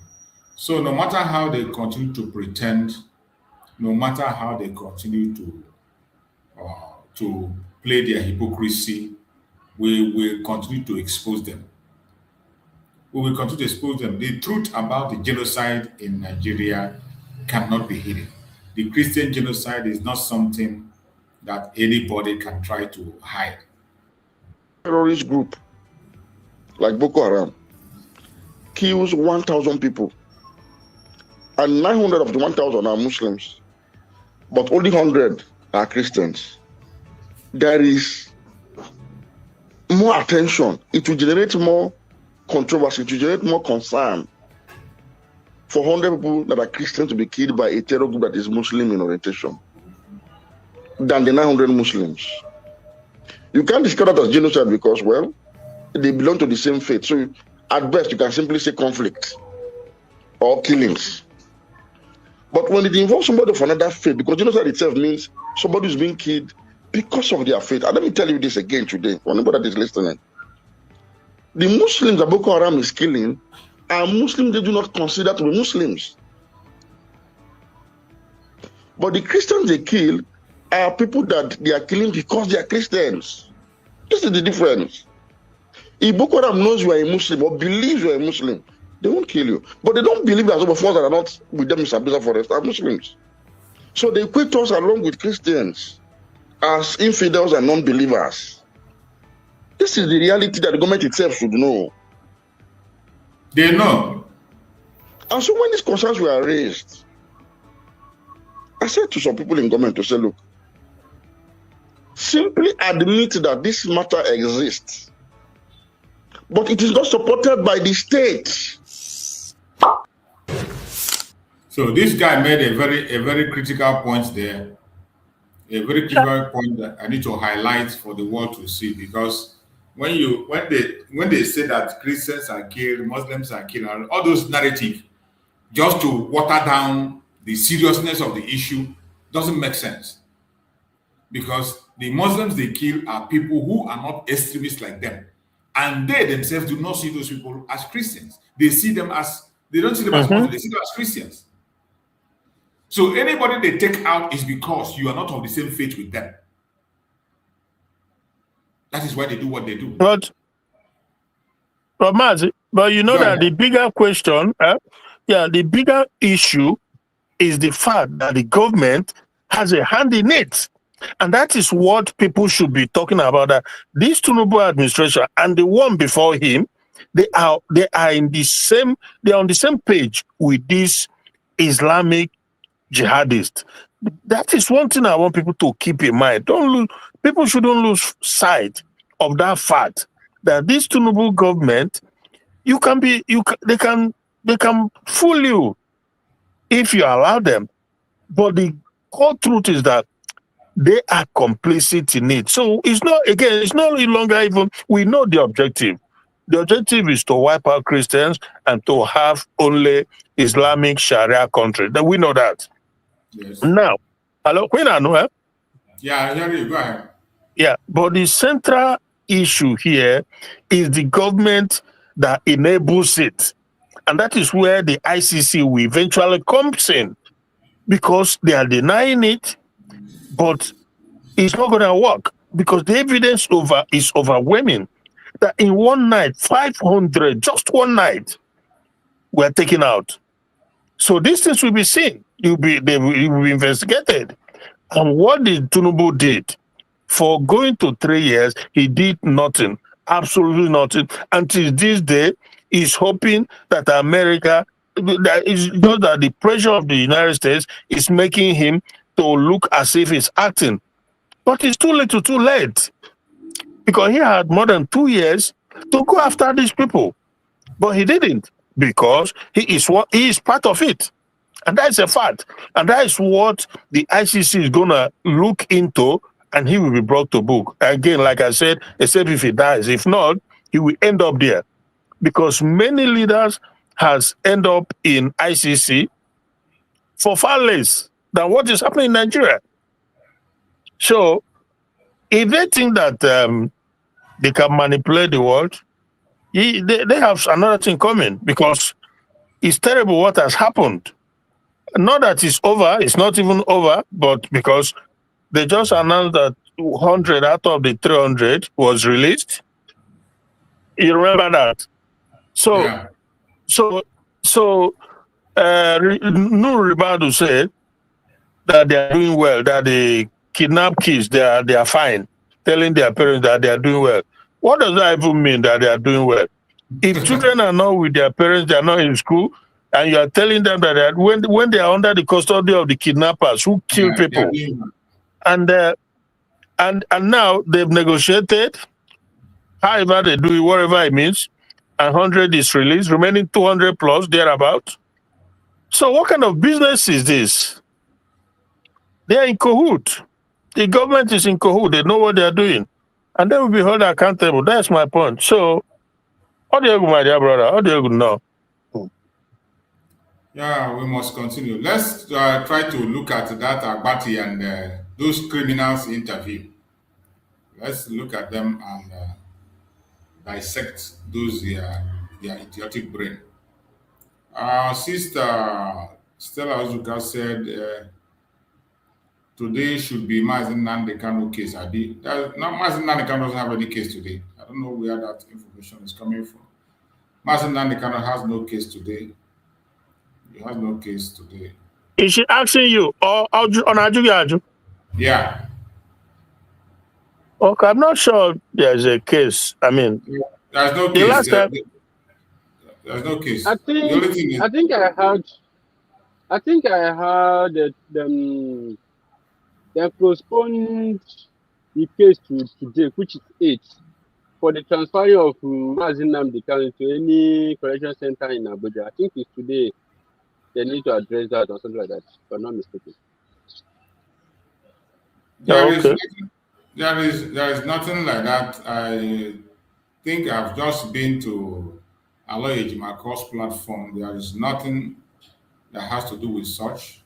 The appeal he's still fighting is on other issues that relate to Mazen Nnamdi Kanu, not on that particular area.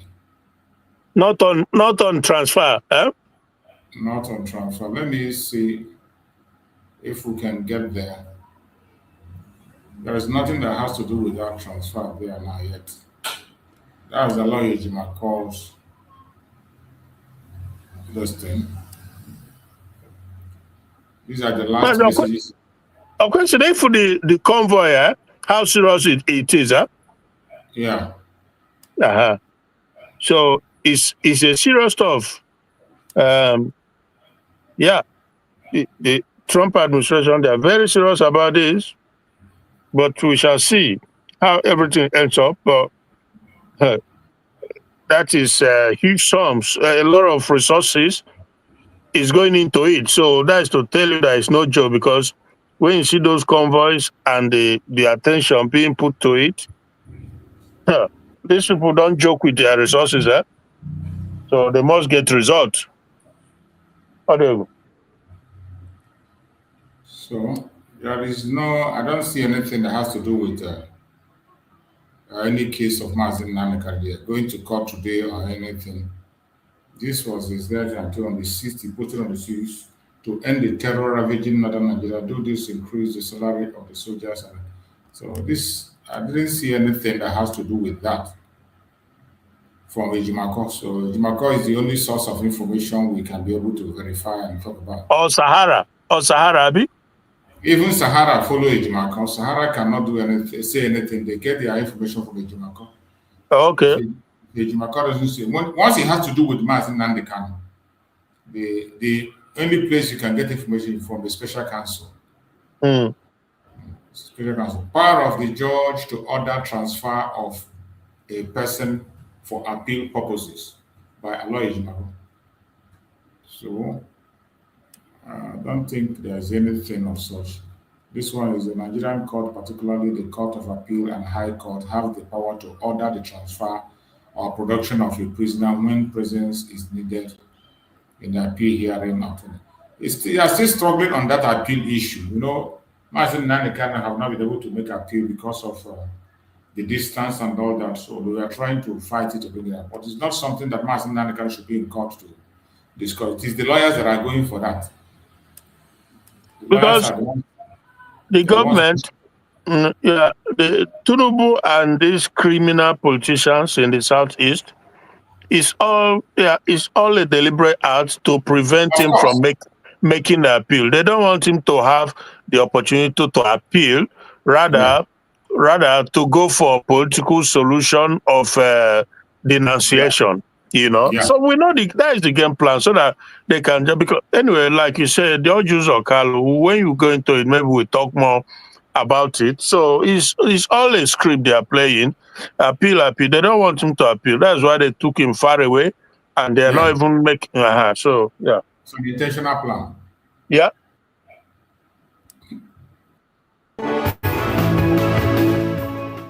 Now to our first story of the day. In the wake of the recent imprisonment of Nnamdi Kanu, the leader of the proscribed indigenous people of Biafra, IPOB, Abia State Senator Orji Uzor Kalu appealed to Ndigbo to demonstrate a greater sense of maturity than what others are giving them credit for, eschew violence in any form or substance, and resist every inevitable attempt at being provoked.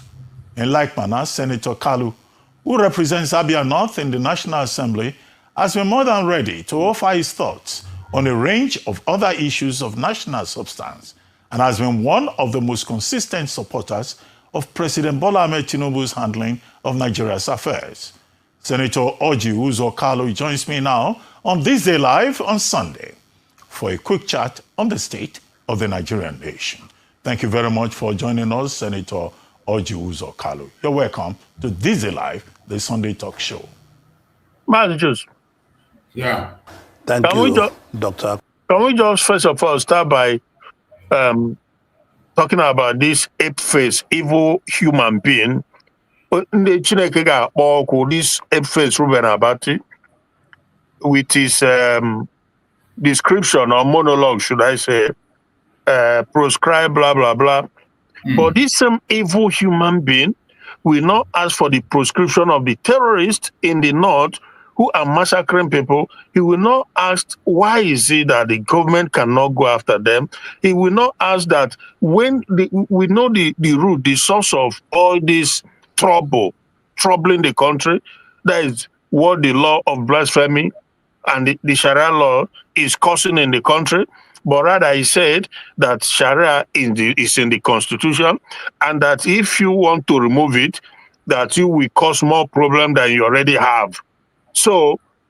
But he is here. He will see truth and run away from it. All what he wants to bring up is the issue of IPOB and Biafra, just to divert attention and make it look as if with his mention of Igbo killing Igbo, this and that.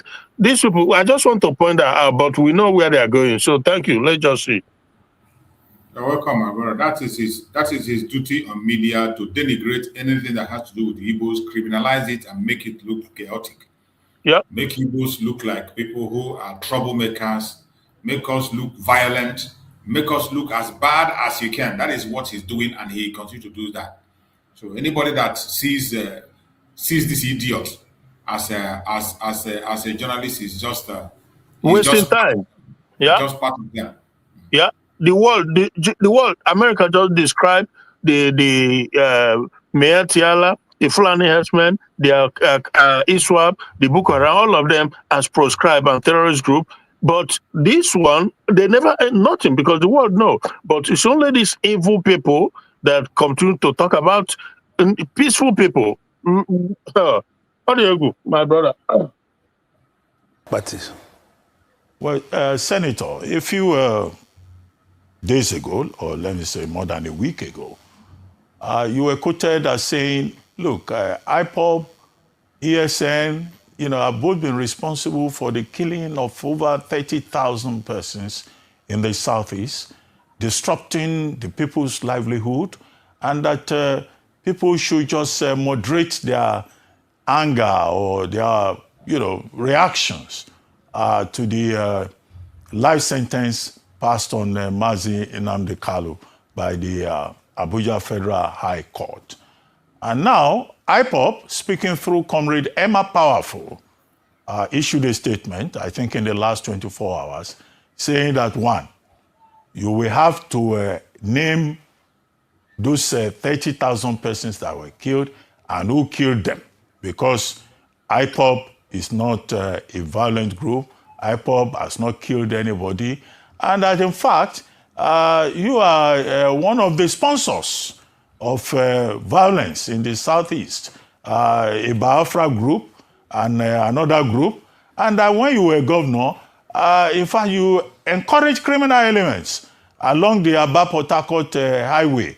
And so you have no moral right. And I'm waiting for you to either name who killed who, or you retract your statement, or you apologize. Which of these options do you want to take? Because Emma Powerful makes it look like it's an ultimatum. Either you apologize or you retract, or you provide evidence of who killed who in the Southeast, when he accuses you of being behind the crisis in the Southeast. I'm sure you have seen this statement. What do you have to say in reaction? Thank you, Thank you, Ruben. I mean, this is a childish reaction. My statement was very clear on what I said. I said there are over 30,000 Igbos that have lost their life in process of sit at home, do this, do that in the Southeast. Businesses were stopped. People in Ihiala and along those areas, and people in Olo and part of all the Southeast cannot go to their homes. And that. You see, when this idiot is asking this, is speaking like this about the sit at home, all this program is about sit at home, the loss of life and all that. The question remains, who were the people taking lives during sit at home? Yeah. Who were the people? The people who were taking lives during sit at home are the people that is being sponsored by this idiot. Yeah. Asari Dokubo confirmed it. Confirmed it. Yeah. And it's on live TV, evidence. Evidence is there. Okay. But this bastard will not look at it. Yeah. The people that they were using then, and they are still using, something like this tiger base in Imo State. Yeah. That people are crying and shouting about today. These are the people that were hosting the false flag. Just to force people to stop the sit at home by force. Yeah. And for us, everything works for our own good. In the process of trying to stop it, they made the people to obey it the more. Yeah. Today, Mazi Samuel has not been here for more than a year. And it's ongoing. It is ongoing. On his own, he's running himself. Yeah. The sit at home now has been going on. This is almost 5 years. Okay. Almost 5 years. During that time, when they were at the station of this one losing the people who were there, in fact, in some of the videos that have played in this platform, policemen were caught on camera enforcing sit at home. It was televised by, I think this Arise or whatever. And the presenter was asking, what is this policeman doing there? That was when they killed the brother to Aki and Popo. A policeman was seen there at that scene. In one of the occasions, one of the unknown gunmen who was operating at that time, they saw the ID card of DSS in his pocket. Mm-hmm. After they exchanged fire with the police who were not aware. Because this is a false flag operation built up by the federal government itself. And sometimes they do it ahead of the state. Some of them, just like the way they say their Tiger Base is operating. Tiger Base operate on their own, they are above the law. Even the commissioner of police cannot control them. Yeah. They take it, they do anything they like, they execute people, they do any operation, all those dirty work, that's what they do. During that time, they did the same thing. And when they exchanged fire with the police, one of the people who was killed, they saw the ID card of DSS in the pocket of the guy. The other group, they saw a Fulani man among the people who were killed. All these things are on video. And this idiot will come here to support the sentence of Nnamdi Kanu. Yeah.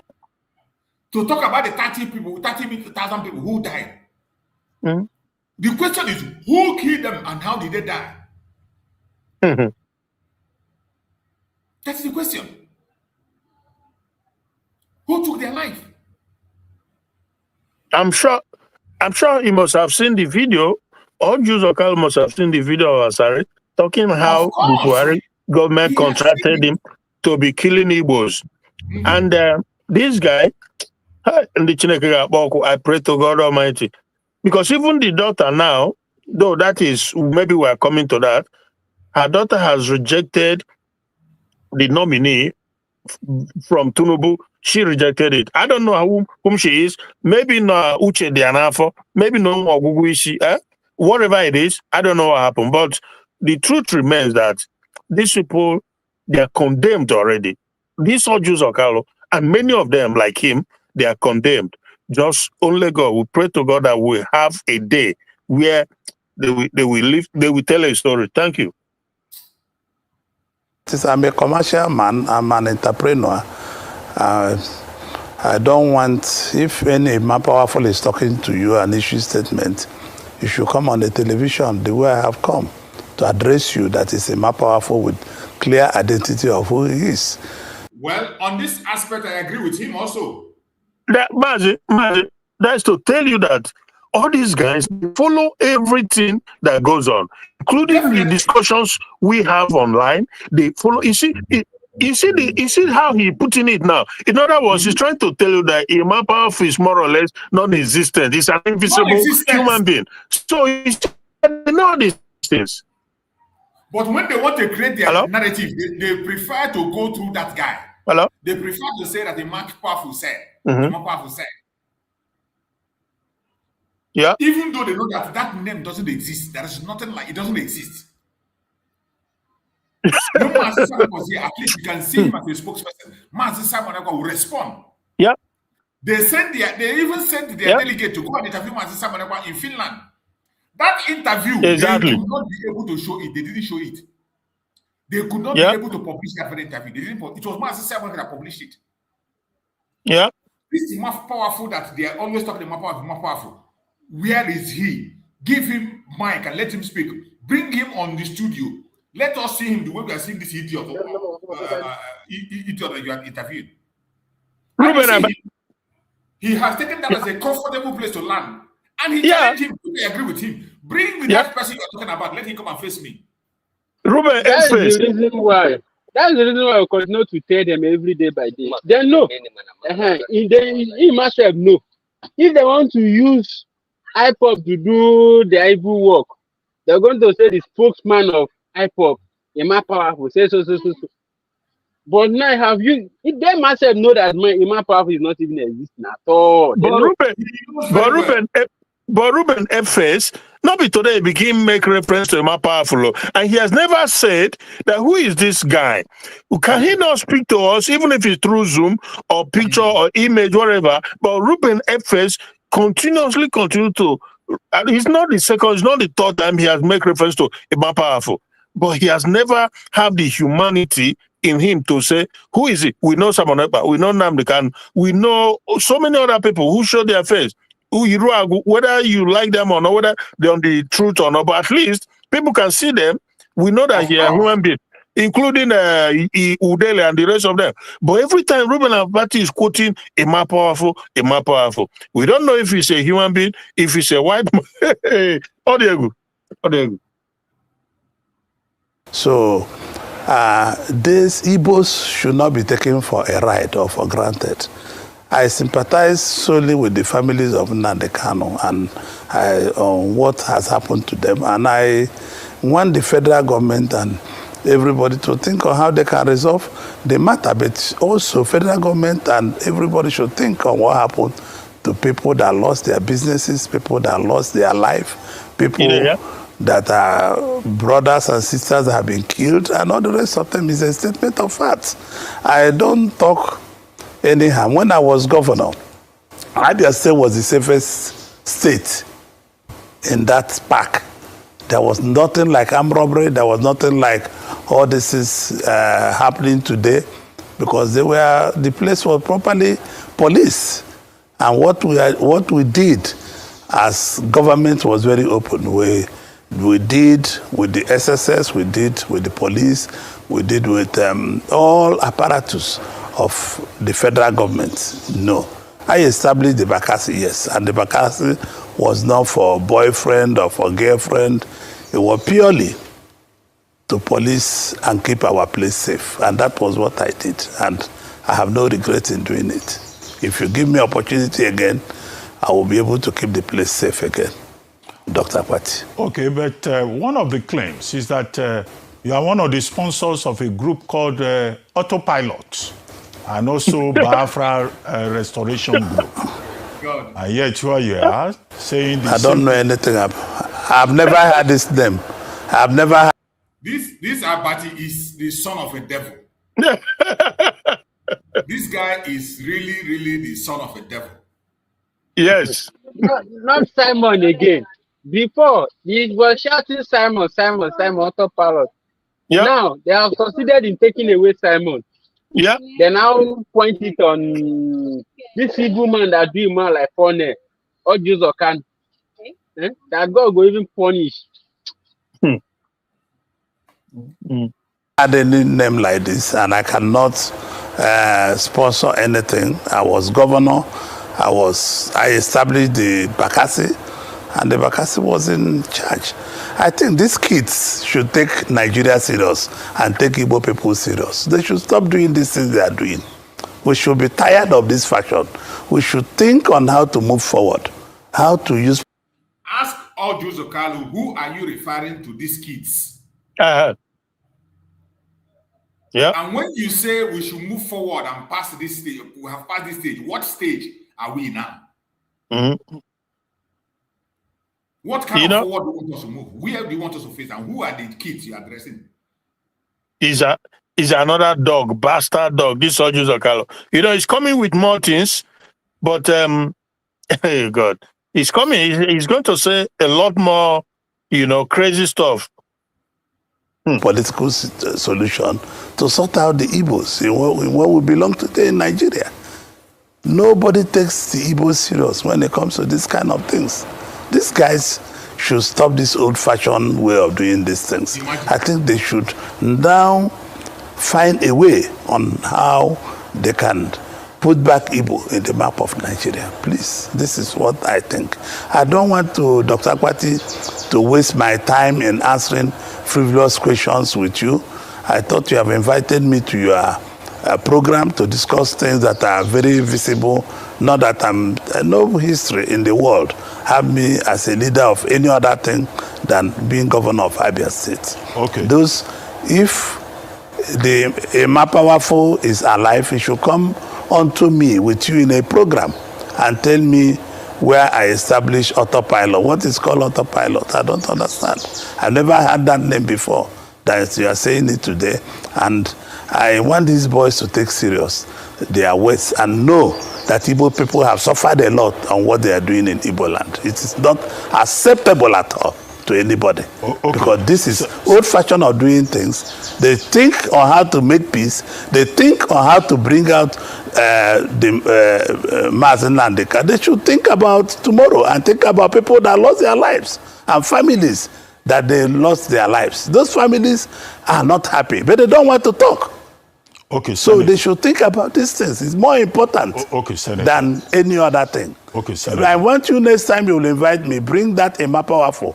Whatever he calls his name, let him sit line on line and explain to Nigerians what he meant by what he's saying, please. Okay, Senator, okay. Let's look at the ideological underpinning of the protest, the struggle, and all of that. They are saying that they want the restoration of Biafra. They are saying that Nigeria is not offering Indigo what the people of the East deserve, and that it is better to separate from Nigeria. It wasn't this the same struggle about the Civil War, you know, what General Odumegwu Ojukwu fought for, the likes of General Effiong fought for, Christopher Okigbo, and many other Igbo people. So perhaps they think that you are less Igbo than they are. That's why you are criticizing them. No, Dr. Akpati, I'm well-blooded. Malchus, this is interesting, eh? Hello? Hello? This guy. Oh, yeah, I can hear you. Go ahead. Yeah, Malchus, okay, maybe you didn't hear me. I know they hear you. I didn't hear you, maybe you know they hear me. So I said this is very interesting because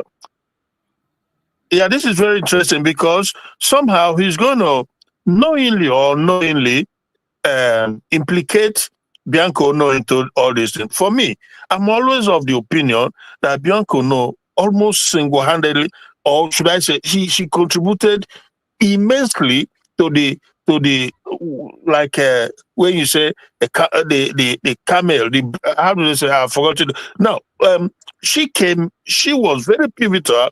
Bianco No was very pivotal on this whole decision because being the wife of Odumegwu Ojukwu, the main proprietor, the originator of this whole thing, she came in to tell the world, tell Finland, and everything that Ojukwu said before he passed on, that is finished. That the Biafra is. These are lies. These are pure lies. Now, this Kanu, you know, like I said, maybe unknowingly, said it. We are coming to that as we listen to see that these things are good for preservation for the future. How these people work to destroy their own people. That Samonekwa is sitting now in incarceration. Bianco No is one of the major player on that aspect. And even Nnamdi Kanu, things going on with Nnamdi Kanu, because Nnamdi Kanu, I've said it from day one, that Nnamdi Kanu will never betray Biafra. He will never denounce Biafra. And Bianco No and all these guys, they are part of it while they are still holding him. Not that they are holding him because he committed any offense. No, they know that Nnamdi Kanu did not commit any offense. The fact that they're even refusing him to appeal, which the law duly requires him to do, you know, if you are talking logically, but they are refusing him the opportunity to appeal. So you can see that one by one at the right time. Thank you. Thank you. Ajus Okalo is setting himself up for destruction. And what is he called? This idiot, Apeface, is helping him to set him up for destruction. Apeface is setting him up for total destruction. That is what Apeface is doing here. And that trap have caught him. Let's see what he's going to respond. I was with Ojukwu in the late days of his life. You see, one thing I want you to pay attention. Any idiot that comes to tell that he was with Ojukwu and Ojukwu denounced Biafra is a total liar. Ojukwu in a public event said, I will fight again if every newspaper carried it in Nigeria and all of us saw it. Ojukwu in most programs that he went said, let my people go, which I have played most of the video. After he came back, he was still agitating, but because of his political stance at that very time, there are certain things he cannot do and his age. When you see this, you come and tell you, Ojukwu said he will not fight again. Ojukwu said he hated fighting. All these are lies. Lies from pit of hell. That is how they start. When they want to confuse you or push their lie, they will start by telling you, oh, I was with Ojukwu. We used to sleep together. We used to eat. He has to come to my house. I'm the one taking care of him. But you look just like Peter Obi. Yeah. If not that Wazika exposed Peter Obi, who we know that Peter Obi of all people refused to release money to take our eternal leader to London for treatment. Mm-hmm. He refused to release the money. But Peter today will come and tell you how Ojukwu came and raised his hand. He sat with him. He was his father. He was his grandfather. Right. But this bunch of idiots, these ones are betrayers. These were the people who were even setting. These were the people who set Ojukwu up with the Abga issue. These are the people who used Abga to set him up. And Mrs. Bianca Ojukwu can testify to this that imagine you don't call Ojukwu political wife. Yeah. You don't call it Bianca Ono a political partner of Ojukwu. Yeah. You don't call him as witness. That is the witness he has. Oh. Yeah. You can imagine the kind of witness he said he has. Always be coming to the general, and the general was coming to Ibere in my village to stay 2-3 days. Who is general? Weekends and all the rest of them. Who is general? And general told me that the our eternal leader. Now be the refer to. This guy. Ojukwu was a colonel, isn't it? I mean, he has promoted him now. He's promoted the general. I was with Ojukwu in the late days of his life, and Mrs. Bianca Ojukwu can testify to this that I've always be coming to the general, and the general was coming to Ibere in my village to stay 2-3 days, some weekends and all the rest of them. And Ojukwu told me that the first one was necessary, that the second one is no longer necessary. And even if these boys want Biafra, who are you going to rule when you kill all the Igbos? When you stop? This issue of when you kill all the, who is doing the killing? That is the problem. Oh, okay. That is the question to answer. Who is doing the killing? Look at the massive revelation that was made. Okosu SARS was busy murdering people in Anambra State until Okosu SARS was closed. Today, Tiger Base in Imo State is involved in organ harvesting, mass killing. Yeah. There was a time in Imo State government announced that the whole mortuary in Imo State is filled up. And they were calling people to come and take the corpse, or they would do mass burial. These were the people that were ordered by the states. Even as we speak now, I think that should be yesterday or day before. I saw one news like that. I think that should be police people or something like that. They are going to they went to one mortuary like that for investigation, and they said that mortuary is not registered. That mortuary I've played the video here. I've played the video to that issue here. That was they are using that thing to cover up the Tiger Base propaganda. Yeah. That is why they brought that. They say that mortuary is where they keep organ harvesters' body. Or the people that they harvest their organ. They say it's not a registered mortuary. They just want to use that very thing you're talking about now to cover up this Tiger Base issue that is on board. That is why they brought that problem. I played this here. I played the video here now. Let me see if I can see the video. Let me see. This environment. What we have seen, the corpses that we discover at Ugudi Cottage Hospital and mortuary services along the Umu axis of the Weri Aba Expressway in Ngopala local government area.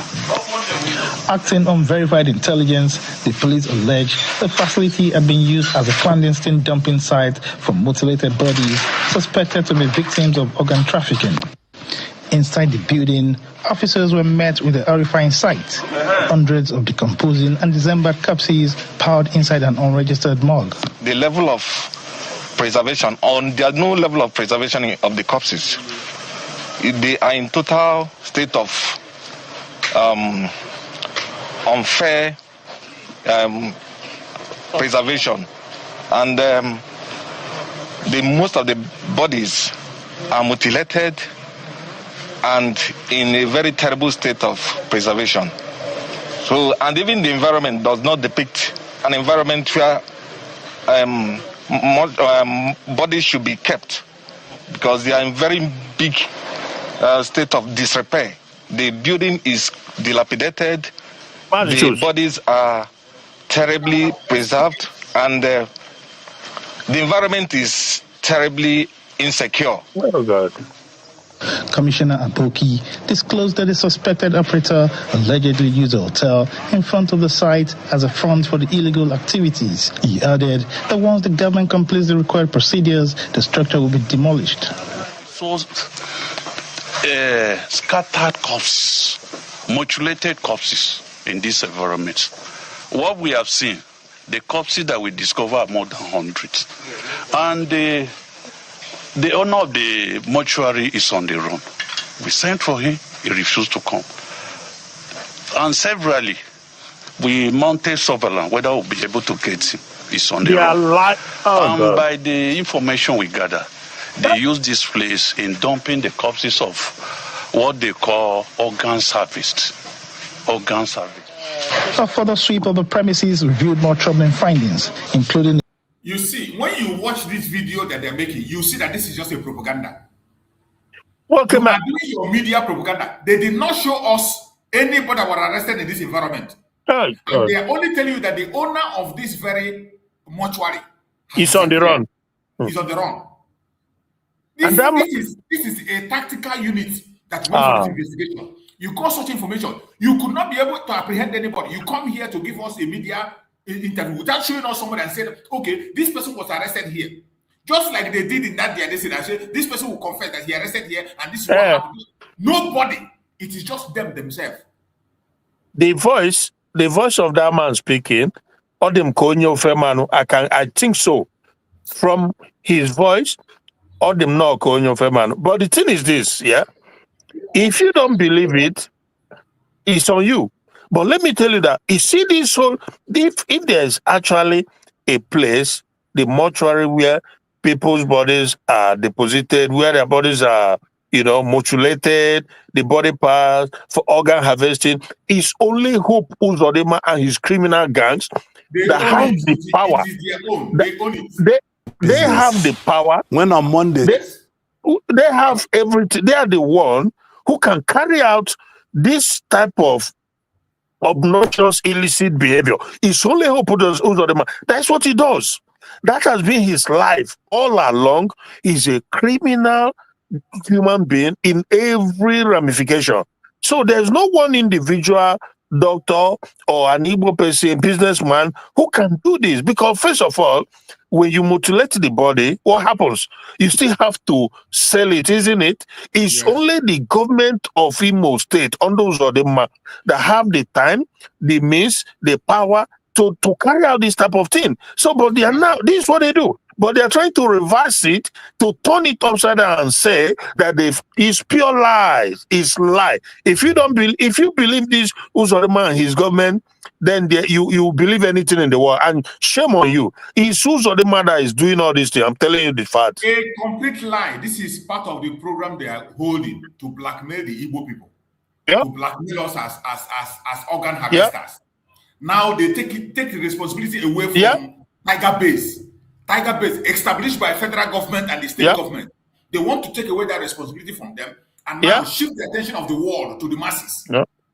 This is the game they are playing. They are very much aware of this mortuary from day one. Because they have to look at that voice, that man that is speaking. You look at that voice. Oh, no, so many dear. And that Tiger Base you are talking about. The head of that Tiger Base. The head of that Tiger Base is also your man. Exactly. Yeah. So if there is any fairness, if there's any justice, there has to be an independent inquiry to look into this whole thing. How does it come about?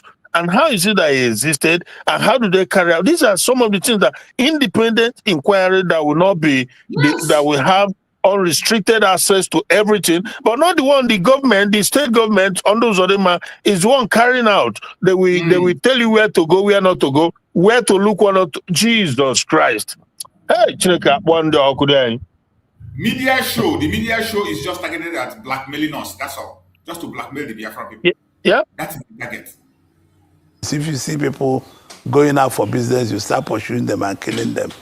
I mean, it is not rational. It is not just nice. I thought with what happened to Nnamdi Kanu, what these boys should come together in a table and say, how do we get peace to resolve this matter politically, and not still talking tough as they are trying to behave. And it's not rational at all for any right-thinking Igbo people who have lost family, who have lost businesses, who do not identify in anything Uli, Ihiala, all those areas. Nobody goes there. And part of Olo, where the governor of Imo State comes from, nobody goes there. So, and part of Southeast. So I think even if they want Biafra, they should drop their arms and go with their flags and demand for what they want. Look at this. This is tell Boko Haram to drop their own arms too. Tell ICC to drop their own arms. Mad people everywhere. Yeah, this is Maz, you see, maybe he has more to say. Maz, Okwinano? Yeah. Hello? This guy. So maybe, maybe he will say more thing. So, you see, this is the real, point of, the contentious issue now. He said that, hey, these people, they should drop their arm and come with their flag. But they did that. You kill them, isn't it? They massacre them. Haven't we been coming with our flag? We have never come with arms. Okay. Yet. We have been coming with flags. Okay. Even while Mansi Simon was here, we are coming with flags. He was only calling for referendum. When they refused, he called. We did our own referendum by ourselves. Self-referendum. Yeah. The sit at home we're holding. He mentioned referendum. Sit at home we're talking about. Civil disobedience. Is it arms? It doesn't have anything to do with arms. Okay. Civil disobedience, sit at home. Sit at home doesn't have anything to do with arms. Just sit in your home. As simple as that.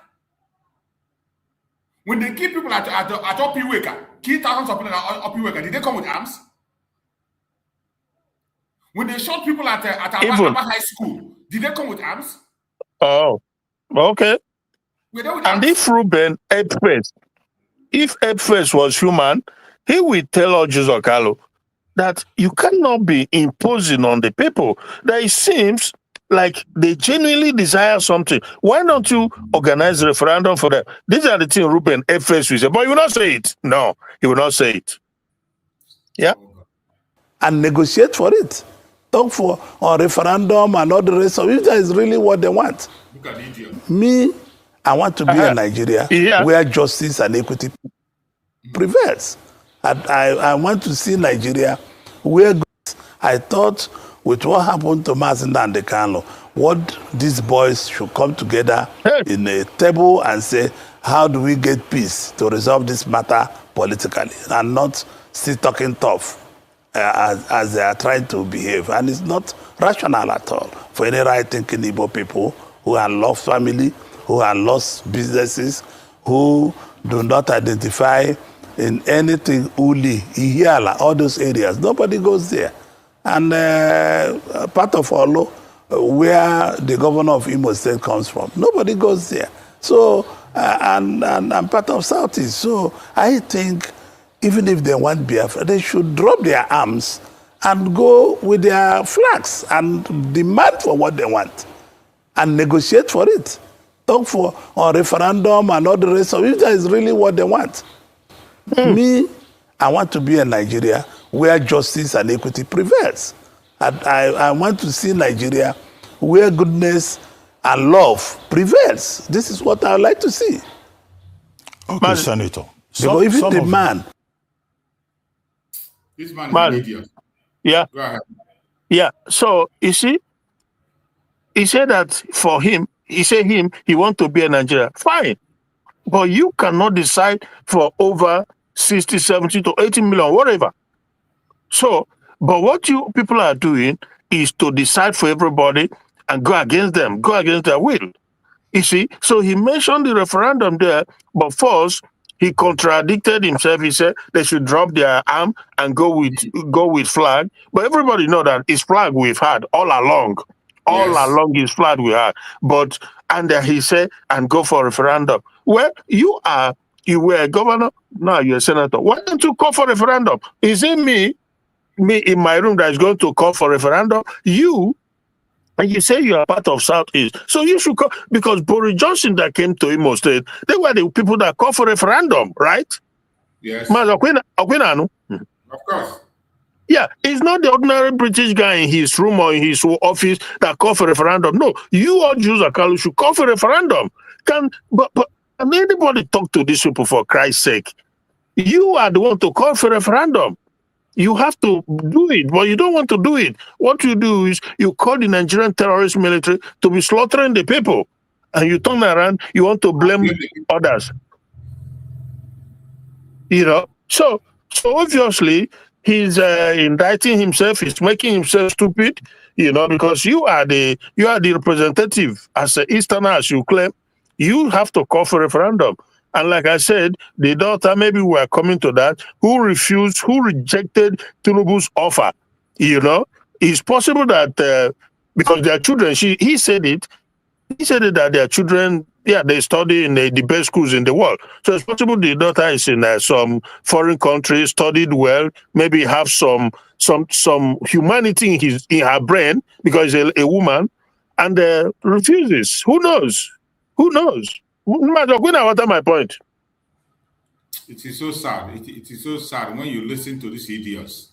Yeah. It is so sad. The way I don't know what they take us to be. The way they look down on us, they first of all tell you those children. From those children, they will say, go and take the flags and begin to protest. And these idiots know that thousands of Biafrans have killed holding their flag. Yeah. These idiots know that people who were even protesting for a better Nigeria in toll gates were massacred. In Lekki toll gate with flag. Okay. Nobody has been held accountable. Nobody has been held accountable. And this idiot is boldly telling us to go and carry flag. Yeah. And put our life on the line. And the interviewer. We don't want us. We chose a seat at home that will keep us safe in our various homes.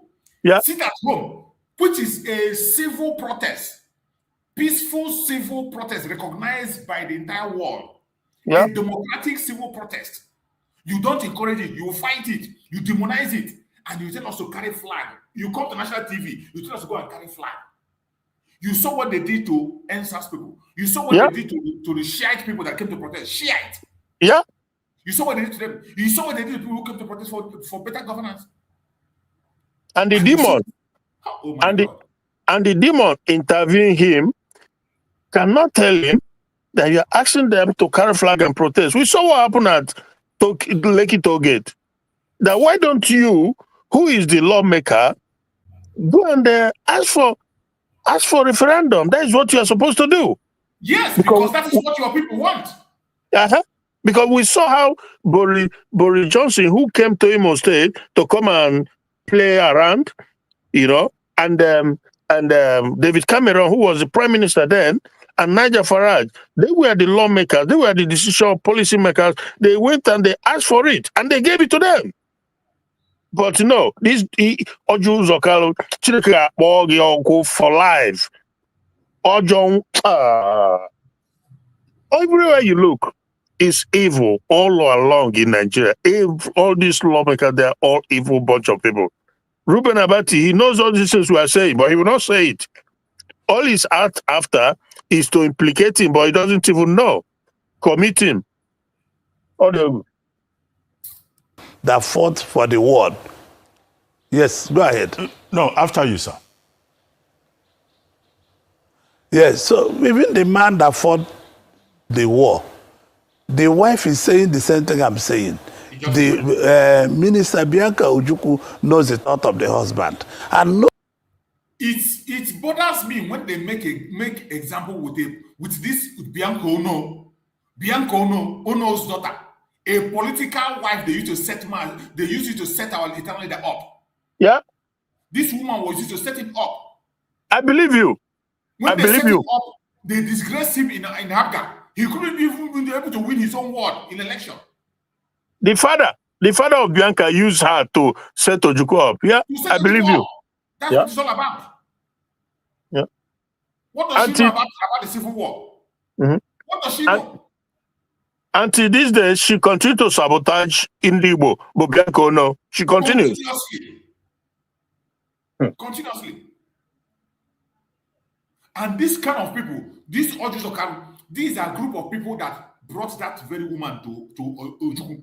To Tinubu, yeah, and even to Tinubu also. They were the one that came together and organized that Bianco Ono and gave to our eternal Ojukwu. Yeah. All these politicians in Igbo land, they collectively did it to trap him using Ono. Ono was the former governor of Anambra State then.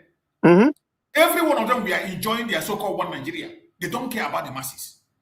Just like Samson, just like they use woman to track Samson down. That is what they did with Ojukwu and Bianca. That's what they did. They brought Bianca Ono. And today somebody will come and making references to Bianca Ono as the wife of Warlord. Who was she?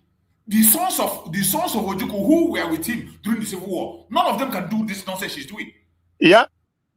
The sons and the wives who were there during the Civil War, who participated, who saw it all, who ran away, they were part of they faced the whole harsh situation. They cannot see what this idiot is saying. They won't do what she's doing. Nobody will believe on destruction of Igbo land. Enough is enough. Let us stop destroying ourselves. Let us stop destroying our properties. Let us stop destroying what we have. Look at, there's no more commerce in the entire Igbo land. How are we going to live? Things are difficult. Things are very bad for people living there. So how are we going to live? Okay. These are the issues. Okay, Senator, I feel so sad that these boys at this time is still talking about this kind of behavior. I mean, I think there should be a change people to talk how we can negotiate with federal government to peaceful resolution of these issues. Okay, Senator, one more issue for you to clarify before I move into issues of security, relationship with Cameroon and ambassadorial list and all of that. Is this. Your critics are saying that you are so supportive of President Tinubu because there is a battle in Abia State to see who is the biggest ally, the strongest ally of President Tinubu. And there is a competition between you, Honorable Benjamin Kalu, who is from Abia, who is Deputy Speaker, the Minister of Works, former Governor Dave Umahi, and then yourself. And that three of you are trying to outdo each other just to be in the good books of the president. Are you hustling, competing with these other two named persons? You know, some of them, when the gods will kill a man, they will make him deaf and dumb. Yeah. He thought he was being brought here to come and destroy the Biafran agitators, but he's going to destroy himself. 100%. He will destroy himself. That is why I tell him, anything you do against Biafra will turn out to be for our own good. Yes, sir. Whatever you do against us will turn out to be for our own good. Let them continue. Personalities. No. Even this day before yesterday, I spoke to, I texted with Governor Umahi, and even yesterday I spoke to Ben Carlo. There's nothing like that. There's no hustling for what?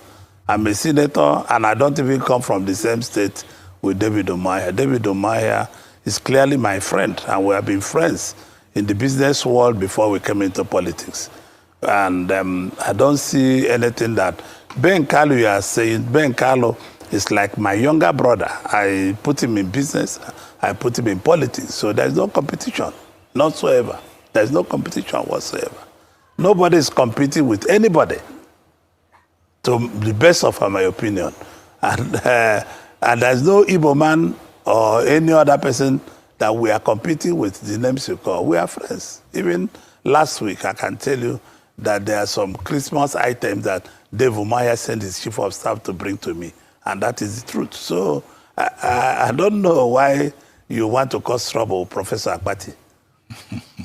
Well, I mean, it's just what your critics are saying. Well, Senator, security, the state of security in the country.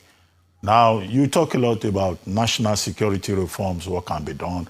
And we've seen President Bola Ahmed Tinubu taking some steps, including appointing a former chief of army staff, chief of defense staff, as the minister of defense, and also saying, okay, police should recruit more people, soldiers should recruit more people. In fact, forest guards should be deployed by the Department of State Services. But some people are saying, if President Tinubu is proven incapable of addressing this challenge of insecurity, that he should resign. And there are people on both sides, Northerners and Southerners, who are saying the same thing. Do you think we have reached that point? No. Nigeria is a very large country, as I've told you in the past. The issue of Nigeria is continuous sabotaging one another. People don't believe in people. This insecurity have nothing to do with any particular person. It's just that we had problem with Mali, we had problem with Libya. They open up a part of Iraq and Iran. This Fulani man. Yeah. This Fulani man and this lie is what I don't want to hear. Yeah. It's a very big lie. Every time they blame Libya. Nigeria is not the closest neighbor to Libya. Exactly. Why is it that the closest neighbor, the people they have common boundary with, they don't suffer it? It's not suffering it. They are safe. Why is it that it is Nigeria that is unsafe? It's a Fulani it's a Fulani blood. Why? You see, each time they bring this argument, I don't understand it. Nigeria has no common border with Libya. Libya has border with Tunisia. Has border with Mali. Has border with Niger. Has border with Egypt. Has border with Algeria. Yeah. Why all the way? Common border with Libya. And every of these people who mentioned now are peaceful in their own area. That is where because the Americans, they always try to blame the invasion or the fall of Libya or Iraq or Iran. And he was saying it all the way from Iraq. This demon, were mentioning it, forgetting the fact that his friend, whom he was working for, Buhari, opened the border and asked them to come in. He will say it. He will say it. Why other people we are protecting their borders, securing their borders? You open your own and you say, come in. They give them entry, at point of entry, come in, no problem. Yeah. And he's trying to blame America. And you just imagine. That they invaded, they destroyed Libya. That is why the terrorists coming. Why did you not close your own border? Your president Buhari, whom he invited to come and kill Igbo, he did that. He was the one who opened the border and asked them to come in, and they all flooded into the country. APC members confessed that they went to invite these people by themselves. Exactly. He would say it. Deliberately refusing to talk about it. And his demonic... What does that got to do with Libya? That you went and invited terrorists, you invited them to come and help you to take power. Keep in mind that the same thing, Reno Mockery, was trying to blame America, saying that because it was America that destroyed Libya, that is why the terrorists flooding, blah, blah, blah. But you have to close your border. You have to close your border. You didn't close your border. You open it, they flood in. Far away. We are not anything close to Libya. Yeah? We are not anything close to Libya. How about Ghana? Why not Ghana? Why Nigeria? Why not Ghana? Oh. With all the wealth and all the number of security and the population they have in Nigeria, if there is any place those terrorists we are supposed to find a safe haven, it is in Niger Republic. Yeah. Because as at that time, Niger was so insecure. Niger, if you haven't gone to Niger, you wouldn't even understand. Niger don't have anything. Nothing is here. But they could not be able to settle it. Even at that point, they couldn't be able to settle that in Libya, in Niger. The question is, why would Ruben F.S. Abati not tell him these things we are saying? He called himself a journalist. Does he not know it? Are we more critically or analytical or whatever? But he will not, because they are all the same. And all the arms coming from all those areas are turning back to Nigeria. So we are going to suffer these things unless all Nigerians come together to say we must report to our security agencies, report to people how we are going to solve this problem. This war is not only... You see the idiot, report to security gun. We have played several videos here where communities have said they got intel and they went and told the military that the terrorists are coming to invade. And they will do nothing. In some cases, you have heard that they are coming to the military. And you even saw the chief of army staff, former chief of army staff came and say that the military are colluding. Okay. Former military of army staff is telling his own people, protect yourself. Yeah. Former chief of army staff told his own people that the military will not protect you. The police will not save you. Save yourself. And this idiot is wearing glasses. Dark glasses, talking rubbish on national TV. And Ape Face is there claiming to be a journalist. Those of us that are not journalists, these questions are simple questions that are in the public that you can give to this man and he will sink. Simple questions. Audio.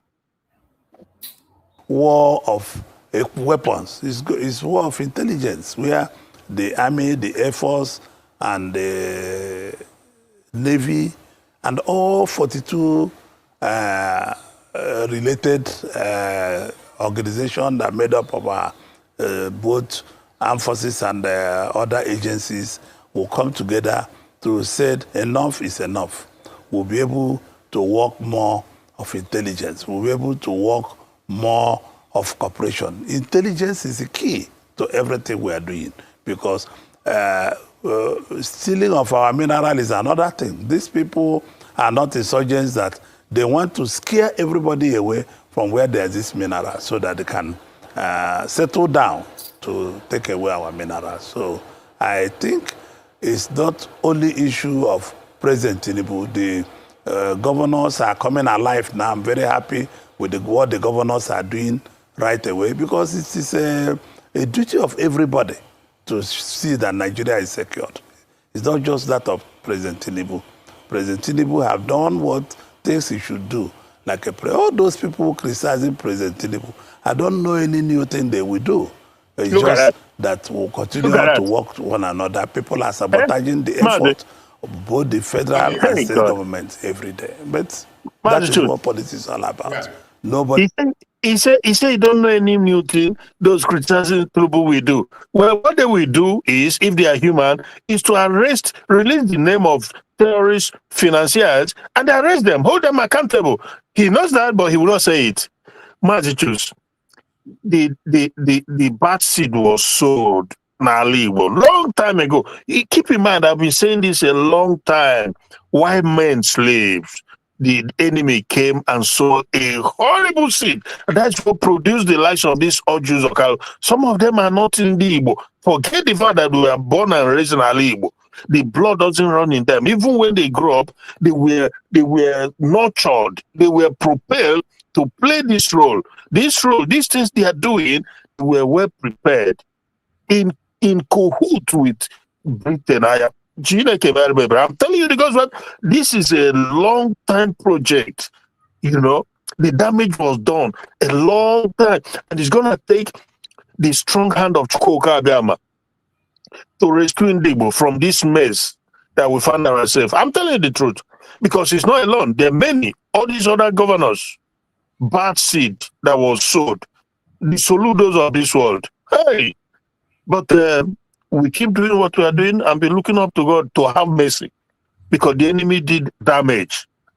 It did a very serious damage, and that is what we are facing today. But I also believe that it's because of the grace of God that we've not completely collapsed and crumbled, because they meant bad. They truly meant bad, and the Britain primarily is behind it. I mean, to think that with what is going on, they still send their guy, Boris Johnson, go there. Who knows how much Hope Uzodimma would have paid to Boris Johnson to come there? You think he would just come there for nothing? He probably paid the money, and they will say to him, go and do what you can. You know? Oh, all these Jews or Kalo are product of enemy of the, oh my God. All the, but it is well. It is good. It is back. Only you are front that you are good to other people, Dr. Patti. Well, Senator Carlo, you were part of a security assessment mission to Cameroon, I think, yes. Part of that team, we had Dr. Agbu Kefas, governor. We had Senator Abdullahi. We had, I think, the Speaker of Taraba State and your good self and others. Could you share with us some of your major findings on that trip, which took place just this past Friday? It's going to be difficult because this discussion between the Taraba State Governor and the President of Nigeria, it will be very, very unfair to reveal what their strategy will be to go over to some of these borders and what President is doing. But what I can tell you, that President Tinubu is putting everything he has on the table to make sure that Nigerian borders are secured, Nigerian people are secured, and Nigeria will move forward on how to go forward to be able to get Nigerians moving. Mind you, when you talk about this security problem, this is not the first time. Remember, I went to University of Maiduguri, and I can tell you when I was there, for 2 months we were blocked out because of Maitasine. So it's the same thing. They came in from outside the country to attack, started burning people's houses. It's just the same thing that we notice. You know, the essence of the fall of Mali, Libya, and part of Iraq and all those areas, the leaders that were no longer there, is also a major problem because these leaders were able to hold this axis firmly before anything was happening. Well, Senator, do you believe that there is Christian genocide in Nigeria as alleged by President Donald Trump? You are a Christian yourself. Do you feel persecuted? President Trump was very right that Nigerians are being killed. What I can say, and one of our highly revered priests, Bishop Coker, Matthew Coker, has also reaffirmed what I'm telling you. In the Catholic Church, we are not playing politics with human lives. We can say the truth, and whatever our chief shepherds, whatever the chief shepherds are saying is also what we believe in. I believe that Nigerians are being killed, whether they are Christians or Muslims or anything. The terrorists knows nobody. If the terrorists go to Abia to kill today, they will kill Christians. If they go to Zamfara to kill, they will kill Muslims. If they go to Katsina to kill, they will kill Muslims. If they go to Benue to kill, they will kill Christians. If they go to Benue and part of Lagos to kill today, they will kill mostly Christians and Muslims jointly. If they go to Ibadan to kill, they will kill partially Christians and Muslims. So these are the issue. The killing is just out of wickedness to destabilize Nigeria, to kill people, innocent people that have no arms, innocent people that they have no right to kill the way they are killing them. Okay, Senator, let's talk about the ambassadorial list. One of the names on that list is your daughter's name, Neya Kalu. And some people have been saying, oh, why is this list a political IOU list, wives of former governors, daughters of prominent politicians, and all of that. But your daughter now, I understand, has rejected the nomination to say that she would rather concentrate on business and thank the president for considering her worthy of nomination. I see that she visited you in your office, was it 2 days ago, in the course of the week. Now, were you the person who advised her to reject the nomination? Because, I mean, once you become an ambassador, you are an ambassador for life. You know, big title. But did you force her to reject the nomination? Dr. Akpati, I cannot really answer that question because I've not spoken to my daughter. President is president of Nigeria. President has made appointment. It's left for Nnamdi Kanu to decide whether she wants to work or not. It's not my duty, and I've not heard that. You are just telling me. I don't know where you got your story from, but it depends on Nnamdi Kanu. She's a very successful businesswoman. She's doing very well. She's a good mother. She takes care of her house.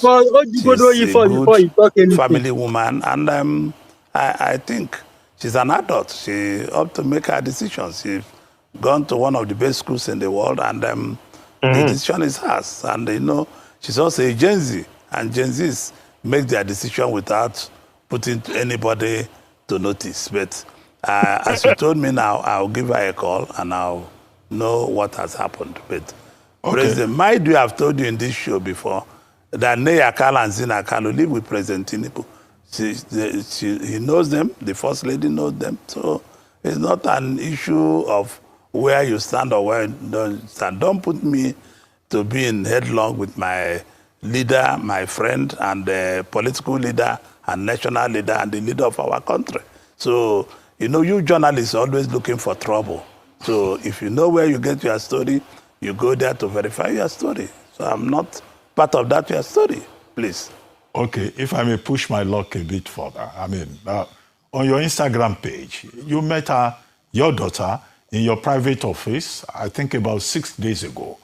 And you even mentioned in the post that she's ambassador designate, Nnamdi Kanu, meeting with me in my private office. I don't want to... you didn't hear? Maybe you don't think it's right to ask, what did father and daughter... You don't punch her. You don't punch her. If you're in life. Yes. The devil doesn't know anybody, doesn't spare anybody. As far as an Igbo man. Yes. As they give you, so they hold you with another hand. So he lied here and they punch on that 6 days ago, you know. So, but one thing I can guarantee almost certainly is that all Jews or Kalu will not tell the daughter to reject it, but the daughter, probably a smart woman who have seen that Nigeria is a breed that leads to nowhere. Then there's no point to go and soil yourself because serve Nigeria, you come back in shame. Nnamdi Kanu said it. She never recover from the one where in Papa in father, the arrow, the abominable that the father has created that is going to, if God, Jesus Christ, God have mercy, these people will be so, not just isolated, will be ostracized from Alibu. That cannot be easily forgotten from generation to come. So she made a smart choice. Is unbelievably smart decision by the young lady. Because trust me, there's nobody who will reject that type of plump opportunity if you don't have at the back of your mind, if you don't know at the back of your mind that Nigeria is abominable. It's it's nothing to write home about Nigeria. It's just the worst. Oh my God! Oh dear, my brother. Oh dear. It is really bad, really bad. There is nothing to write home about this. Nothing. That discuss. You didn't discuss. Well, it's personal to our family. Listen to me. I thank the president for the honor she did to people of Abia State. I thank the president for the honor he did to Obo people. I thank the president for the honor he did to Ibere people. And I thank the president for the honor by bringing up my daughters in the list for the honor he had done to entire Igbo people. She's a young coming woman, and her decision should be where we discuss, and what should be her final decision was not said to me. I don't know why you are talking. I discussed with her yes, on many issues. Okay. Including the future of our business. Okay, but what do you think generally of the controversial nature of the list and the expectations of Nigerians? Say it again, please. I didn't hear you. What do you think of that list of 68 names and the expectations of Nigerians as to what the Senate should do? I'm not going to say what the Senate will do. I'm a one-man in the Senate. Senate is 109 members, and President is President of Nigeria. President have a right, so it is full right, to appoint anybody he likes. It's them to, the country is posing those people to say, no, we don't want you or we want you. It's not, the president have a right to appoint friends and enemies and people that he likes and people he doesn't like. I mean, this is a political appointment. The president have exercise his right. And in anybody that the Senate found wanting, that didn't comply with the rules, and the Senate will react. I can tell you that we are not going to sit down and look at it. But after a pattern, anything that is brought by the president gets easy passage at the Senate. Do you think that there will be any difference this time around, or the senators will just say, "Oh, the president has exercised his right; it is his prerogative, and the list has been endorsed, confirmed"? No, Dr. Akpati, the way you look at the Nigerian Senate is not the way it is. Mind you, you've known me for over 30-something years closely, and you know that what I don't agree with, we don't agree. Sometimes when we see president, we disagree with him and say, this is not this. And you know that Nigerian people everywhere in the world, parliament is being bullied. People bully the parliament, whether we are right or wrong, and they don't know that the decision-making is not in our hands. We only make laws, and once we make laws, the implementation of those laws are done by the executive. Okay. Senator, I'm beginning to round up now. You are the Senate chairman of the Committee on Southeast Development Commission. We just had the Imo Economic Summit towards the end of the Imo State Governor's tenure. And the whole point also is about, look, charity begins at home. That Igbo people themselves should invest in the Southeast. The state governments should also encourage in the Southeast, the development process. What do you say to those two highlights from the summit? Well, I thank Governor Hope Uzodimma for doing the summit, and I hope whatever that is discussed in the summit will be implemented rightly, so that people of, once it's good for people of Igbo State, it's already good for people of Southeast. So I don't see any difference. And I also still believe that people should pay attention more on local industries, like we are doing in our village today, we are doing it everywhere. So people should pay attention to build new things. The summit was well attended, well structured. I congratulate the governor and his team, and I want to see more things that will come out of that summit.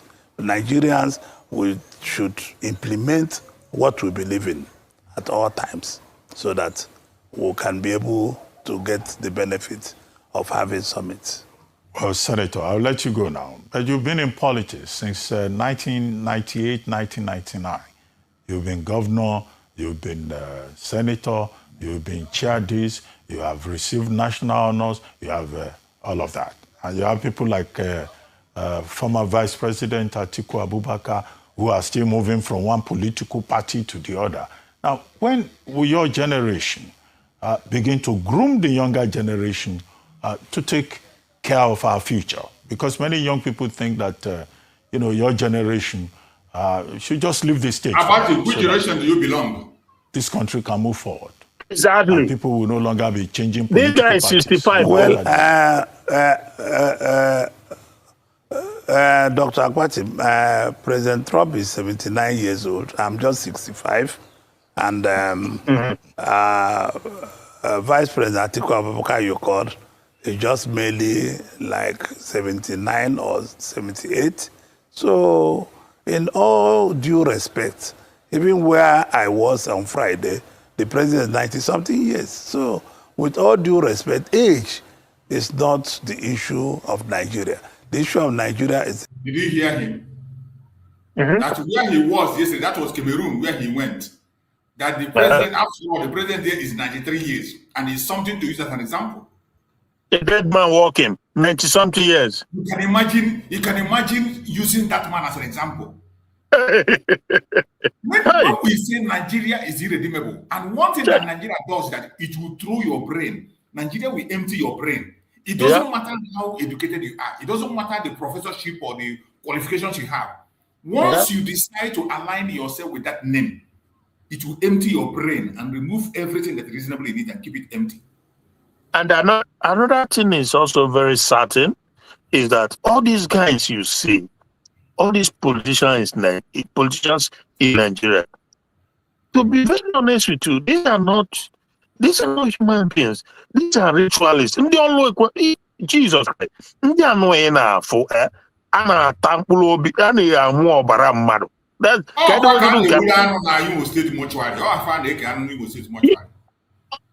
telling you the gospel truth. So there's no soul in them.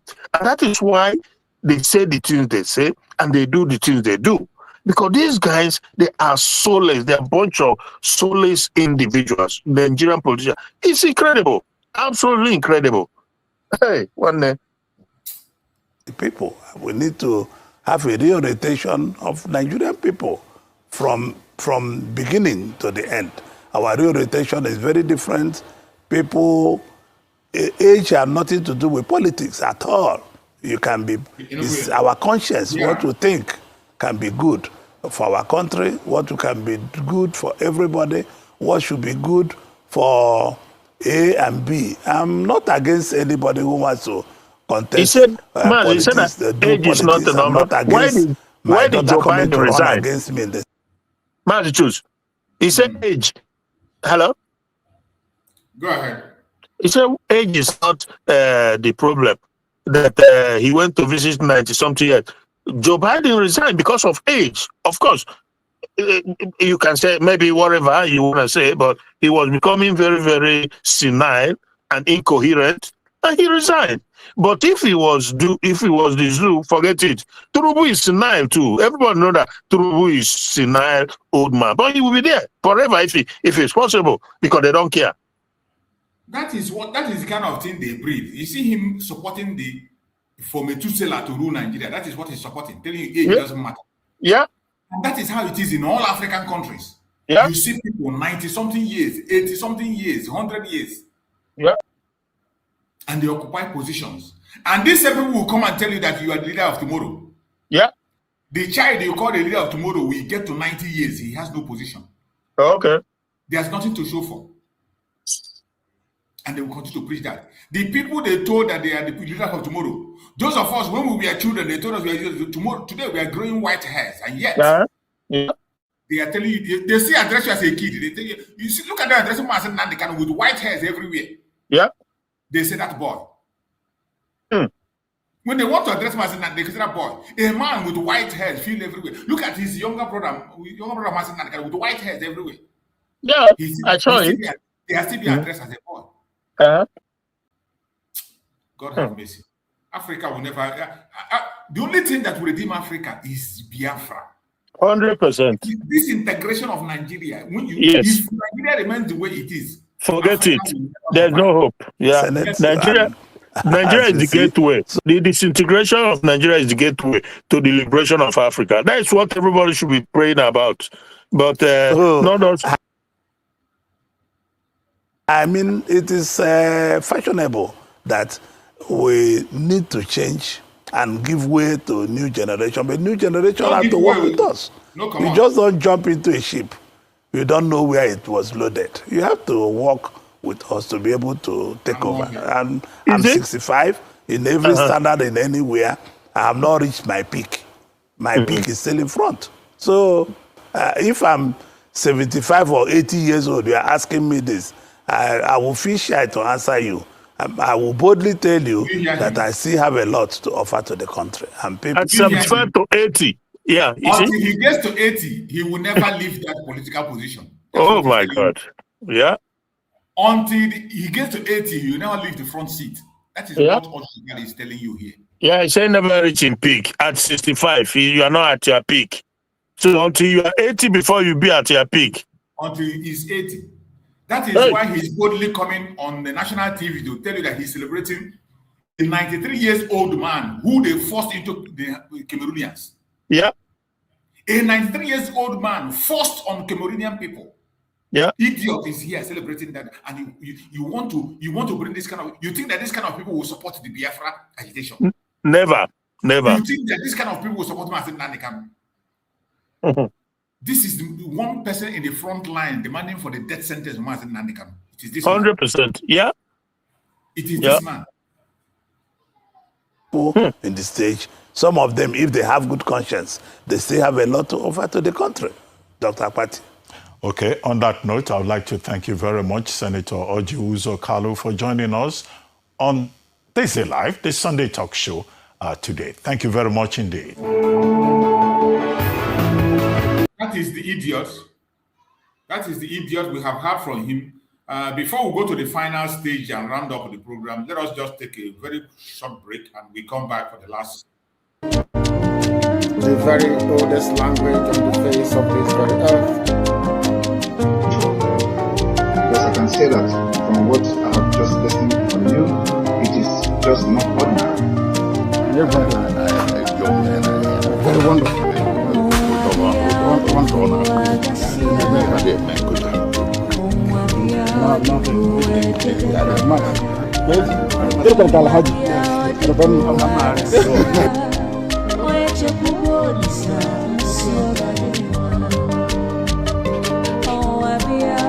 When my lawyers came to see me, I had a discussion with them about how I'm going to defend myself. I told them that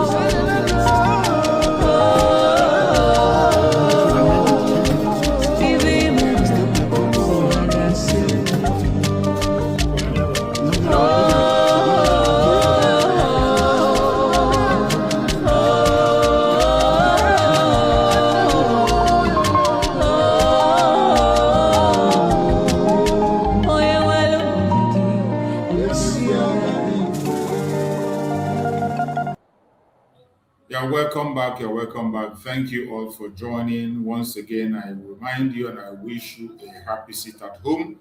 For those who are in Biafra land, sitting at home and joining the movement, I appreciate every one of you, whatever role you are playing, in whichever way you are supporting in the homeland or the sit at home. I pray that Chukwu Okike Abiama will continue to guide you, protect you, secure you, and give you more wisdom, knowledge, and understanding to continue to do your part. Wherever you are and you are participating in this sit at home, we appreciate you. We thank you immensely. Continue to do what you have to do. There is no amount of sacrifice that is too much when it comes to the freedom of Biafran people. No amount of sacrifice is too much. We must continue to speak. We must continue to do what we have to do until we get to our promised land. So before we end the program now, let us go on some review of the news they have in their conventional media. You know, we always follow the news on Sahara Reporters. Let us see what they have. Normally, Nigeria is filled of bad news. So let us see one of the things that are coming there. 4 travelers abducted in broad daylight by bandits in Kogi, Yaba East.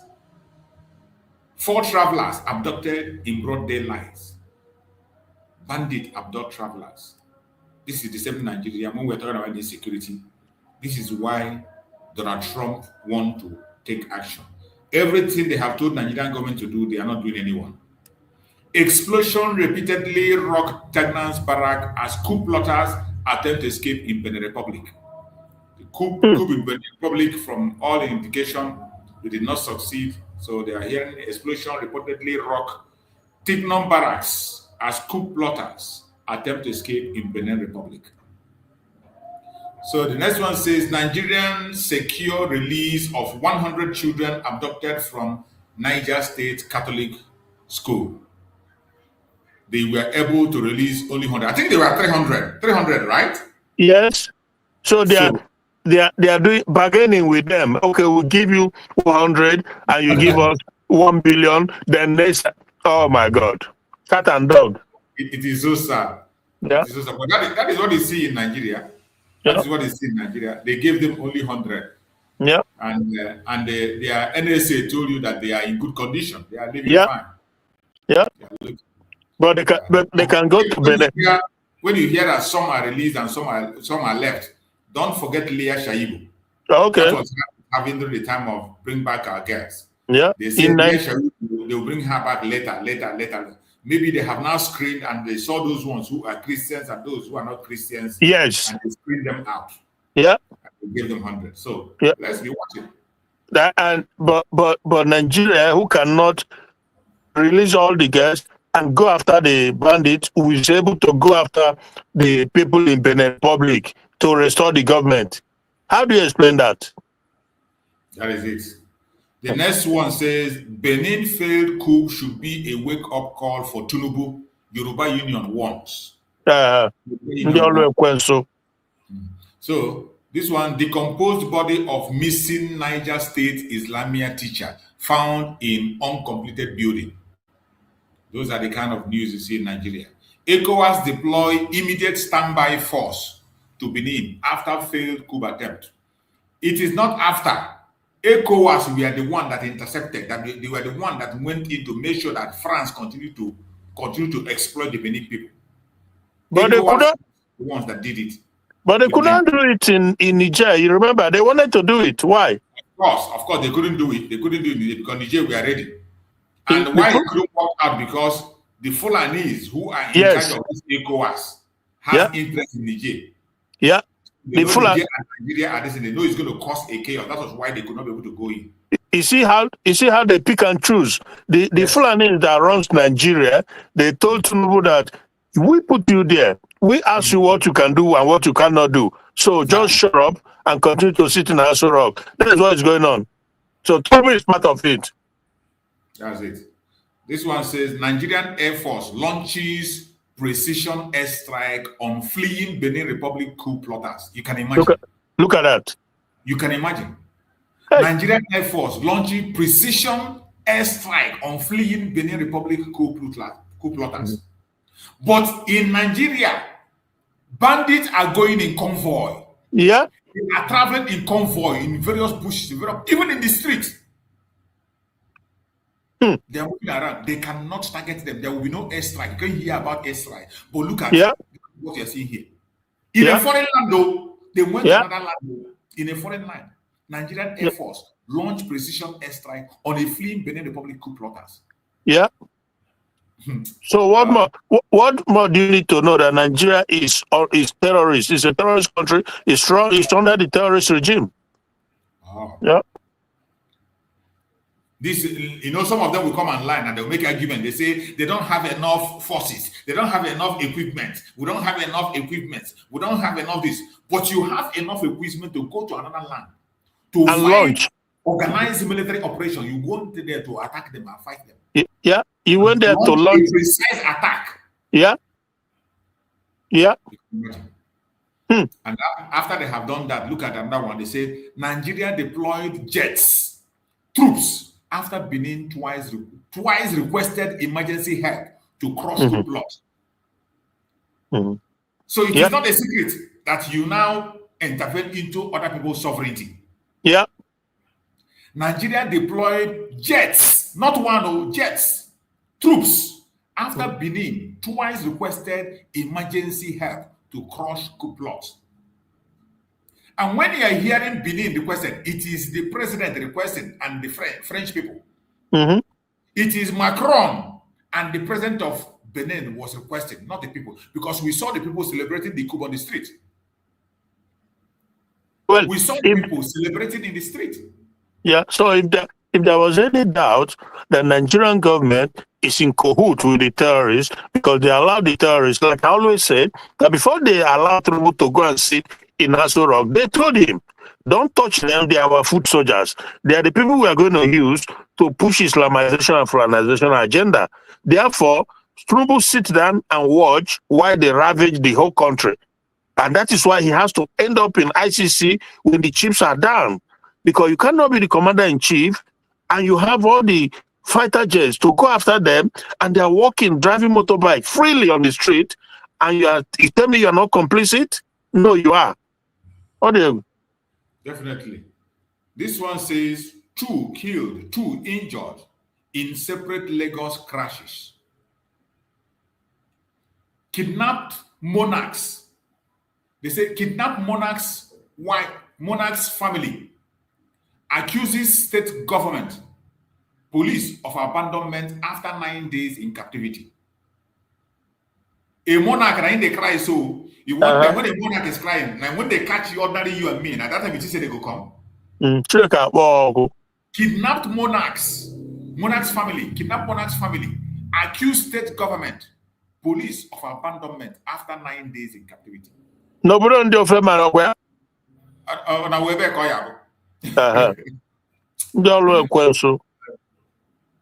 This one is Imo government seal hotel mortuary linked to wanted kidnapped kingpin after decomposed body found. Nonsense. That's the video I played here where they were making their propaganda to distract us from their evil activity in their Tiger Base. Tiger Base. Tiger Base mortuary. They want to divert it to be citizens mortuary. This one says, this idiot, look at him. This clown, Ojusokalo, he said, Ojuku told me a second Biafra war is unnecessary. Says, lie. Anoman. Lie. Ojuku told us I will fight again if, which every one of us. So what he told us in public is what we saw. Exactly. He made brokers and he said, let my people go. Yeah. We saw it, everybody saw it. He didn't hide it. He didn't hide his feeling. Whenever that is need to speak, he doesn't hide his feeling. So you come in and tell us what you discussed with him in private is nonsense. Who is going to believe what Fulani blood, who we know, we already know. We all already know whom he is, whom he works for. You are wasting your time. Nobody believes that. This guy is saying, this lawyer is saying, apply same force used in Benin Republic to Nigerian terrorists. Okay. He tells Tinubu. He will not. But he will not. Apply same force used in Benin Republic to Nigerian terrorists. Okay. They tell Tinubu. Yeah. Where you won't try them. This one say, Nigerian government overwhelmed must act to stop spread of militia violence, says Ponkwaso. That the sponsors, these are the sponsors. Yeah, those are the sponsors of terrorism. All of them. Is number one. He will come here to make statements. Ejiofor urges Senate to reject Reno Omokri ambassadorial nomination over past. Now this one Ejiofor go come talk. Reno Omokri, nobody knows. This one is a clown that nobody have to pay attention to. Mockery na goat. Tunubu toy. So whatever he likes, let him do with him. Yeah. Government kill cleric wife. One order in Anambra Church. In Anambra Church attack, burn residence vehicle. For church, government kill clerics' wives. One order in Anambra Church attack, burn residence vehicle. This one 1 hour ago. Doesn't fear death as tribal militia launch attack on Adamawa community. 1 hour ago. All Jews of Carlo blast IPOB call sit at home order self-destruction. Idiot. Idiot. You already destroying yourself. Your self-destruction is already catching up with you. Yep. It's already catching up with you. Fuel tanker catches fire on Kotugi Road in Niger State. So that's the update we had from Sahara Reporters, some of the few updates we have. And we are going to be closing our program from there. We are going to be taking our remarks and we'll round up. I just saw my brother Maxwell is coming in now. So let us take our remarks. After we take our remarks, the people that are just coming in, I can give them their time to make their submission while we round up the program. Coach Hooks, you are there. If you're Coach Hooks, you are there, unmute yourself and take your closing remark. Yes. Thank you, Mazechus, and my brothers and sisters, Brother Christian, Ramaswe, and that other brother that is there, and Biafrans all over the world. Today, sit at home. The reason why we are sitting at home today is because of our leader, Nnamdi Kanu, and for the restoration of the United States of Biafra. Yes. Today, I pray that Chukwuka will continue to protect every one of us, and even those that are at home, that the eyes of evil ones are not going to see us. Everything that is happening today is happening for our own good. And Nigeria will continue to do this damage control that they are doing. And some of them that are even coming out, they think they are doing us, or they think they are doing Mazi Nnamdi Kanu or Mazi Simon Ekpa, but did not know. As long as they will continue to come out to speak, that is how they continue to shoot themselves in the leg. Even this one that happened in Imo State some days ago, we are talking about Tiger Bees, and they bring the issue of this mortuary. Even though that mortuary that they even bring out now, if they take the founder of that mortuary, they're going to see that it's the same Imo State government. Their hand is in that mortuary that we're talking about. Complete. Because as long Chukwu Kikabiama lived, you continue to savage our land. And I pray that Chukwu Kikabiama will continue to protect every one of us. Thank you, Mazechus. Thank you, sir. I appreciate you. Thank you for your contribution. Bro Christian. Yeah, man. I know maybe you'll be leaving soon, so give us your remark if you can still be around, and we'll continue. Go ahead. They're around. It's just that the network, but thank God, it looks a little stable now. So yeah, I just want to shout out to our people who continue to keep the resiliency. You know, they sit at home. It has taken a life of its own. So I just thank them to continue in the effort. Don't give up until it's over, because it's not over yet. You know, and I just wish that this U.S. Trump administration, they just again, I pray and I hope that they continue on the right path, because trust me, okay. So this, Mazi, somebody line open. Hello. Go ahead. Yeah. So this evil demonic entity called Nigeria is a serious problem. But I don't know if people tend to underestimate what Nigeria portends moving forward. Is a bad wind that will blow nobody good, including the Western world. In fact, in particular, the Western world. Because the current government in Nigeria is in cahoots with them. That is clear for all to see, for all to know now. You can't be that stupid not to know that now. If they can go into another sovereign country now and do what they did. But right here, right there in their backyard, terrorism has taken over. And they have the list of the people who sponsor them and they are not touched. That simply tells you that they are the one running the country. And that's come on now, that is just a fact. Therefore, the United States cannot afford to take lightly or work with this government. This government under Tinubu, you just cannot be that stupid to work with them because they are complicit in it. They are working, any information you give them goes to the terrorists.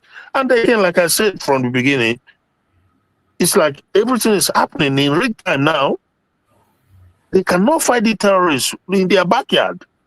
The video is all over the world. The whole America, they're seeing it. How the terrorists are just moving around freely, massacring people. The government do nothing, but they can go to another country and perform what they've just performed, restore another government. Come on now.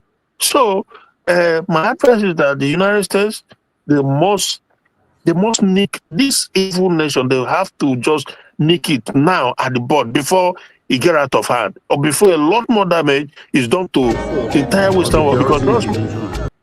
Because they have no, they don't look. The terrorism, the primary, the people they hate the most. Yes, they hate us, they hate Biafra, they hate Christians, but it's the America, the Western world that they want to eat the most. And Nigeria will become a base, a launching pad. It's already there. Not it will become, it is already there. Hamas are in Nigeria. We saw when they came. So, but let us fingers crossed and see what happens. Thank you so much. Thank you so much, my brother. I appreciate you for that very submission. Bro Max, take the mic. Bro Max, if you're there, meet yourself. Yes, sir. Yes, sir. Thank you so much. Mazitus, can you hear me? Go ahead. Loud and clear. Go ahead, my brother. Okay. Good morning to you. Good morning to your family. Good morning to Nnamdi Kanu and Simon Ekpa. Good morning to the United States of Biafra and every Biafran agitator that loves peace. Happy Monday, sit at home to my people from my beautiful mother's land. I wish you all well. And I pray that the beginning of this week will bring more blessings and news that will cause us to celebrate in Biafra land. Yesterday that was on Sunday, yes. I was on news here. I was watching my tele. I saw the break news in Benin Republic. And I saw the behavior of the Nigerian government that is complicit in all the atrocities, the terrorist activities that is going on in Nigeria. I also saw, I blame the coupists.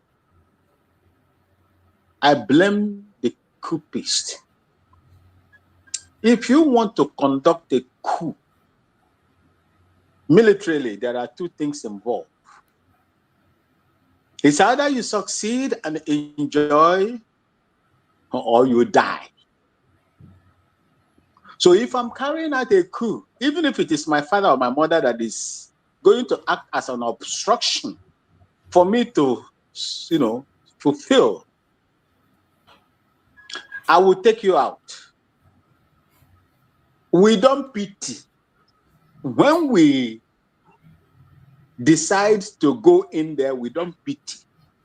I do not know the reason why these people created that lapses that gave Pascal the opportunity to make calls. If you remember the Oka coup, 1990-91 coup, the same thing happened. Yeah. Gideon Oka did everything. He succeeded in disarming all the powerful weapons in Northern Barracks. And when Bello, UK Bello, mounted the guns, the automatic system, all their firing pins were disabled and removed by Gideon Oka, who is a Major Gideon Oka, who is a specialist in anything armor, heavy weapons, machines, and everything. One of the best Nigeria has ever produced. That is Major Oka, Gideon Oka. He did it in such a way that they could not hold the CNC, and the CNC ran away to the Navy dockyard, I think in the Nava base. It was there the man was calling. The first person he called, according to the reports, was Major General Ike Nwachukwu. That time he was the GOC, General Officer Commanding 1 Mechanized Infantry Division in Kaduna. He was the person that led the counter operation that destroyed Gideon Okas. That's our own.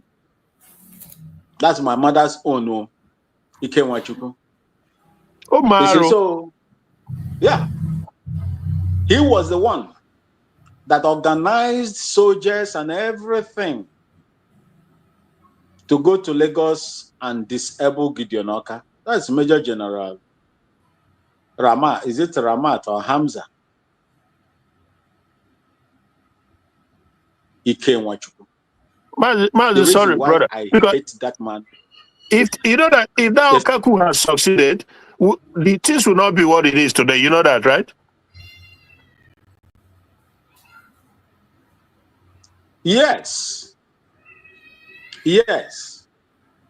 You know what the man did that time, hoping that, once they control the media house, the Radio Nigeria, that everything is done. They started carving out, people, the far north. They started carving them out, Yes. So that was the mistake. You don't do that. You have to hold your ground, control everywhere before you begin to implement your policies. All these killings in Benue State, Nasarawa, and Plateau State will not be happening today. Taraba, Adamawa will not be happening today. 100%. Will not be happening. Yeah. It was that time that these excesses of in fact, you will not even hear anything, Boko Haram, Lakurawa, ISIS, ISWAP, because there will be no place for them to, have as their stronghold. Yeah. Nigeria, you cannot even, anyway, I understand the reason why they went to Niger Republic. Niger Republic is nobody when you compare it with the Nigerian military might. They are nobody.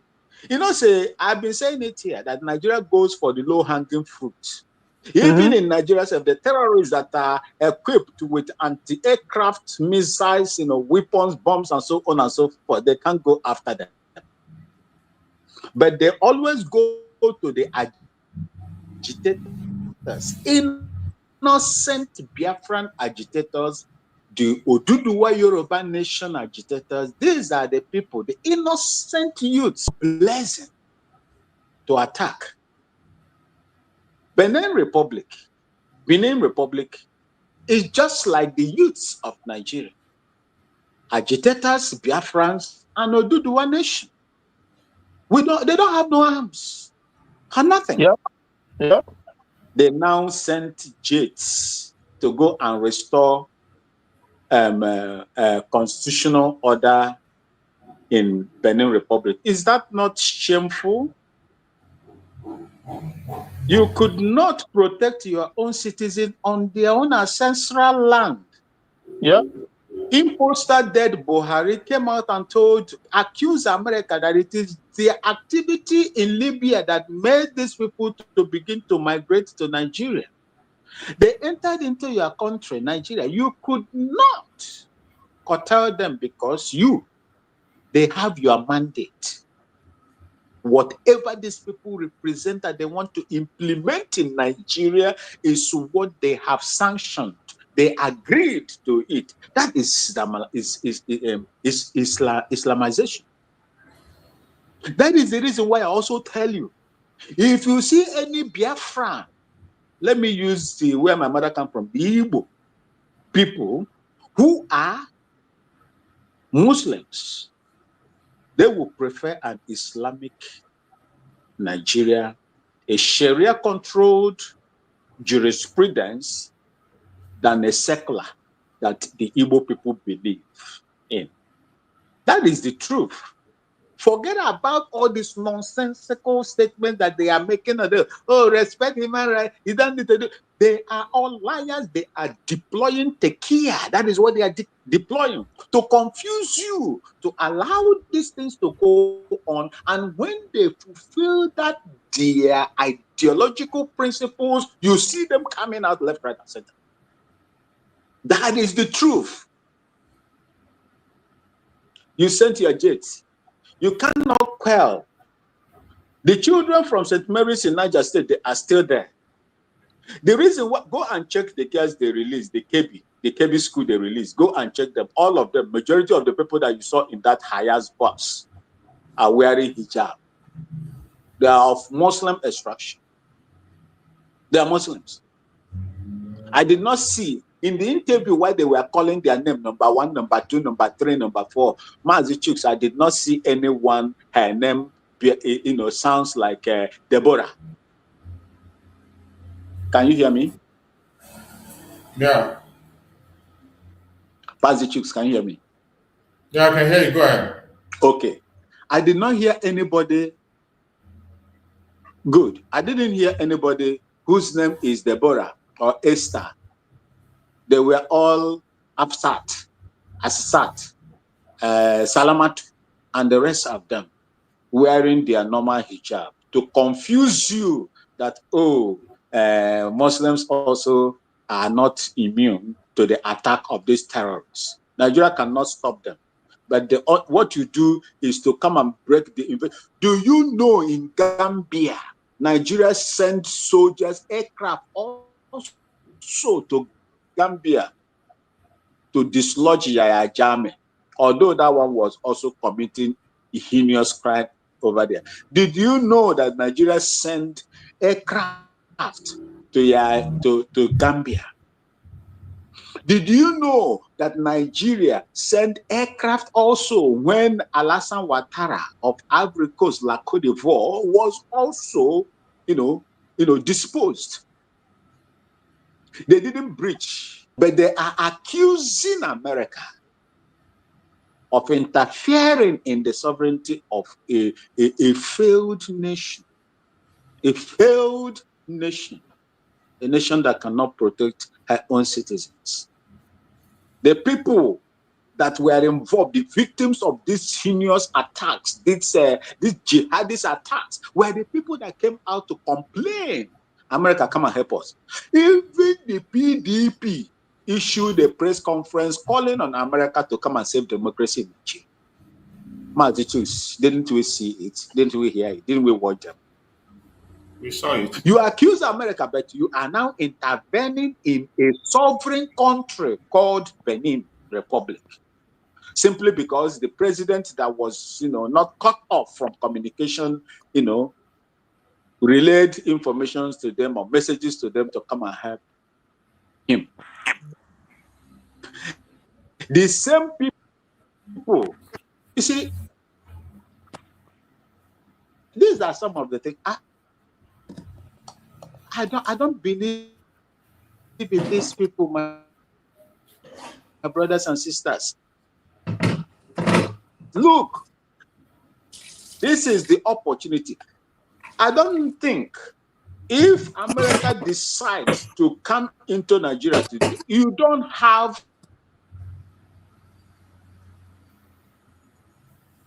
any moral standard or a pedigree anymore to say America should not, because you have intervened in several other African countries. You have the ECOWAS regional body. You have intervened. You went to Kenya. You invaded Kenya, airspace, entered their kidnapped Mazen Nnamdi Kanu that you have jailed now for life. You breached the IN Convention that upholds the right, even if he was a fugitive. The due process of law must, go on in order to get him. You entered into that country.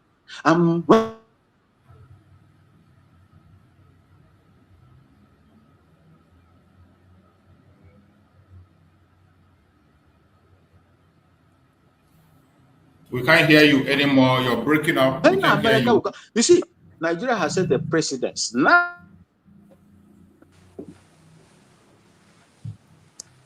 they have set a precedent. And that precedent is going to exit that country is upheld international. Do not, you have to well. Support your own. Make sure you that land. What about now? Can you hear me? I can hear you, but it's like you cannot hear me. Go ahead. Go ahead. Can you hear me? It's delaying. Go ahead. We get it. Okay. All right. Okay. All right. Thank you. Thank you. Whatever that you have to do it so that the land of Biafra will be free. Do not waste no more time, because we have to capitalize on this opportunity that has presented itself in order to free the land of Biafra. I urge each and every one of you to do that. Those in the comment section, I salute each and every one of you. Sister Linda, if you can hear me, I salute you. Stella, Azuka, if you can hear me, I salute each and every one of you. Those that I cannot mention their names in the comment section, may Chukwu Okike Abiama continue to bless you and prosper you as we look forward for the international recognition of the sovereign state of Biafra. Thank you so much, Mazitix, for having me here. Thank you so much. Thank you, my brother. I appreciate you for that submission. Let's hear from Chi. Chi, are you there? Unmute yourself. Mazi Chooks.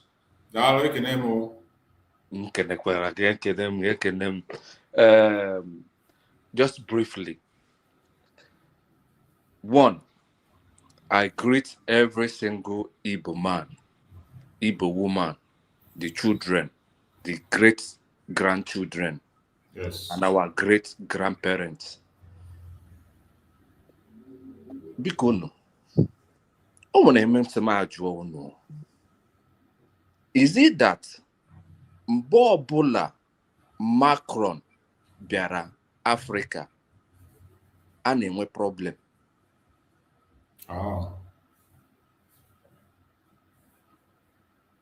Why nobody's talking about it? Unuchefu mgbe emere overthrow president in the Niger State, Mali, na Niger. O nwere Tinubu kwuru. O nwere ECOWAS nyere. But is it that I reach utara? I echefu.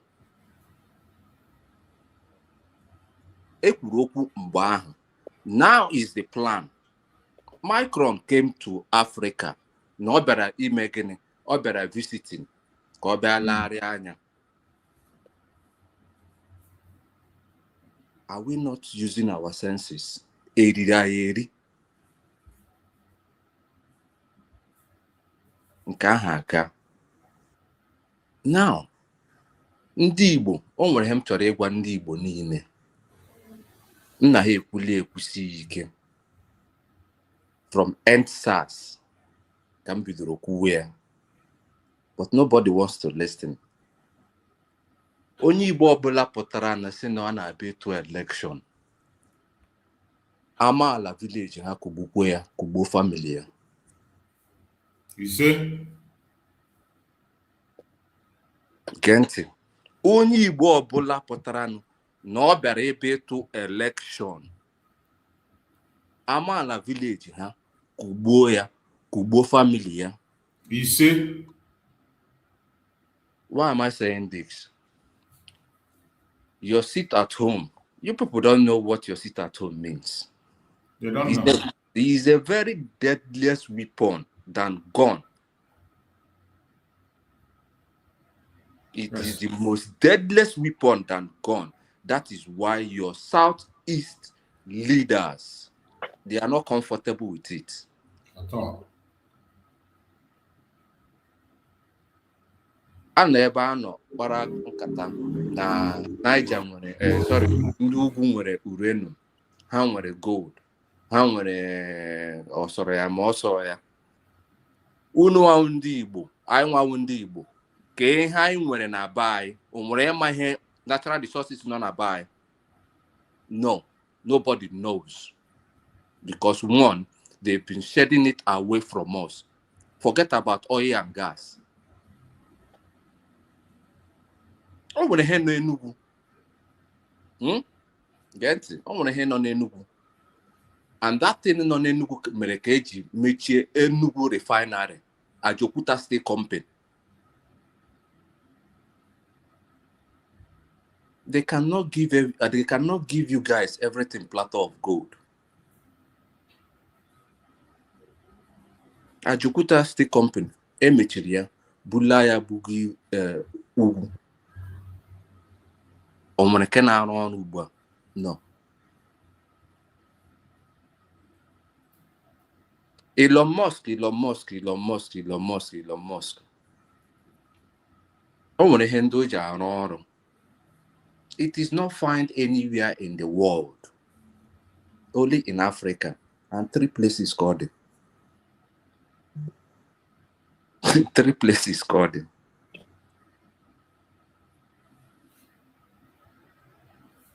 Why are we not using our common sense? We don't need a susoya. I need the doctor. I need the pastor. I need the menala. It's our common sense. That na ekretri ESN. Unichena mazi Nnamdi Kanu dari beribe.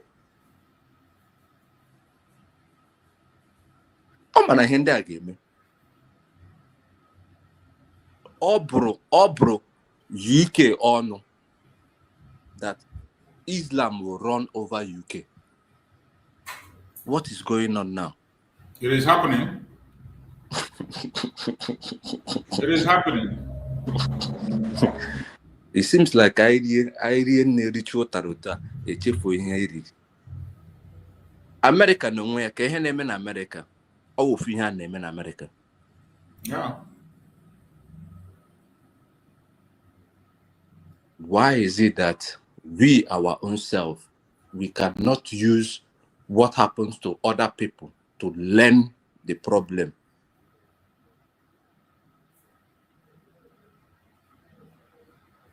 Imo State Governor nowhere. Onya na agburu onwe ya agburu. Anything on wiki me agburu onwe ya, ọ ga-agburu onwe ya because ọ mara na youth ndị Igbo eji anya ọma ele ya. Onye sekwana na ọya ma wụnụ Ọjị Ụzọ Kalụ efulefu. Ọjị Ụzọ Kalụ bụ onye nna ya wụ. Ọjị Ụzọ Kalụ don't know his dad.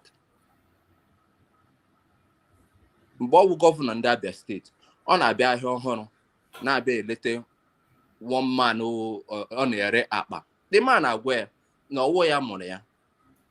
Ya gakwuru nne ya ka nne ya gwe onye mụrụ ya. Imagine. Now, ewerele position nye nwa Ọjị Ụzọ Kalụ. anyị nwere idea nke ahụ. Ụfọdụ anyị ma, ụfọdụ anyị ama. The whole ambassador Tinubu na onwe ya kpọrọ, they are just fraudsters from A to Z, are all fraudsters.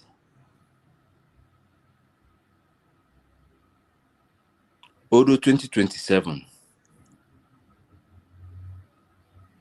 ịhụkwa ya agụrụpụta ka onye ọ ga-akpọ as deputy ya or vice president ya, ọ bụ onye na-akpụ isi n'ala ka ya nwa. And if we eventually do that mistake again, in one Igbo, I got happy by also. Only one prophecy we have for now. Nnamdi Kanu.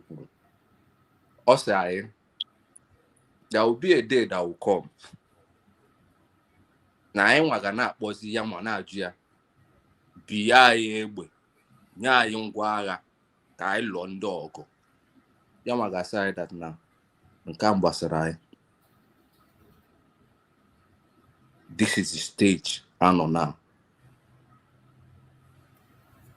Sultan of Sokoto, no rebel no na agoria na orin de beha, because why my corner or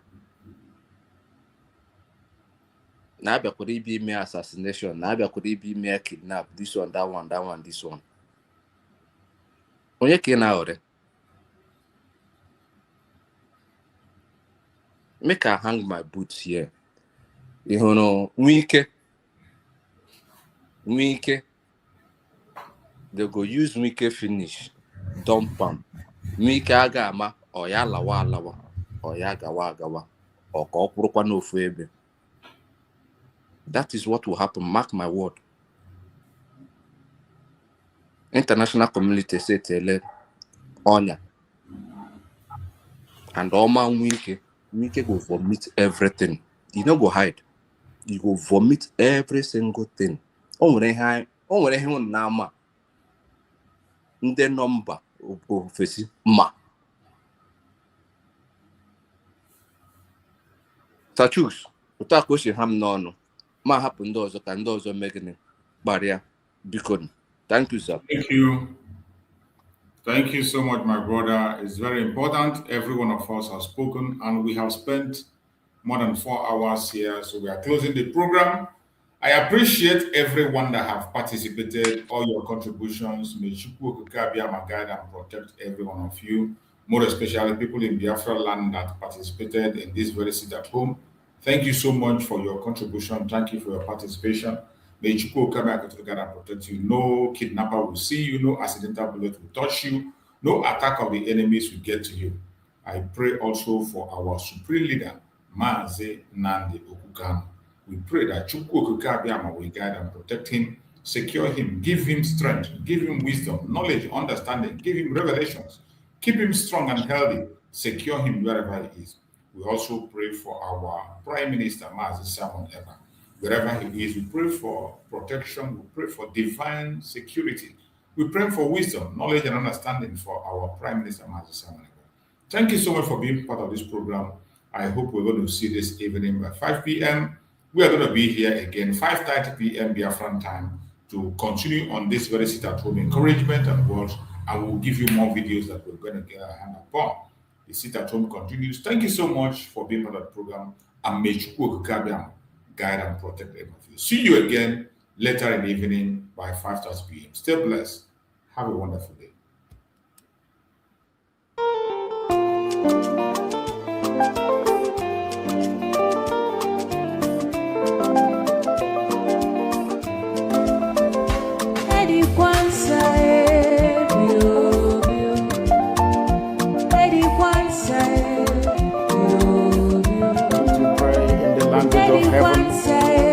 The very oldest language on the face of this very earth.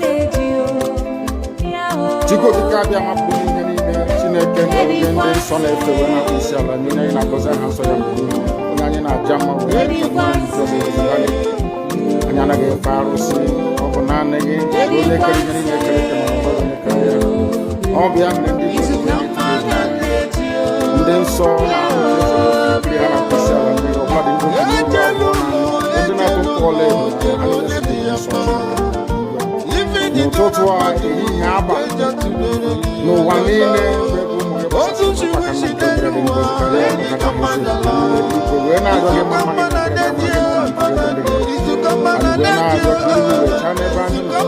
anyị wee na-arịọ gị eze ebube gị ngozi iwetinye ọgbara n'etiti ndị iro ka ha rapụ ndị anyị onye bụ nna Chineke na ndị nsọ ka aka nsị ndị ga-ebu wee baa ndị obodo kwesịrị isi wee laa ya n'ihi anyị wee na-arịọ gị onye na-adịgide maka oge ebighị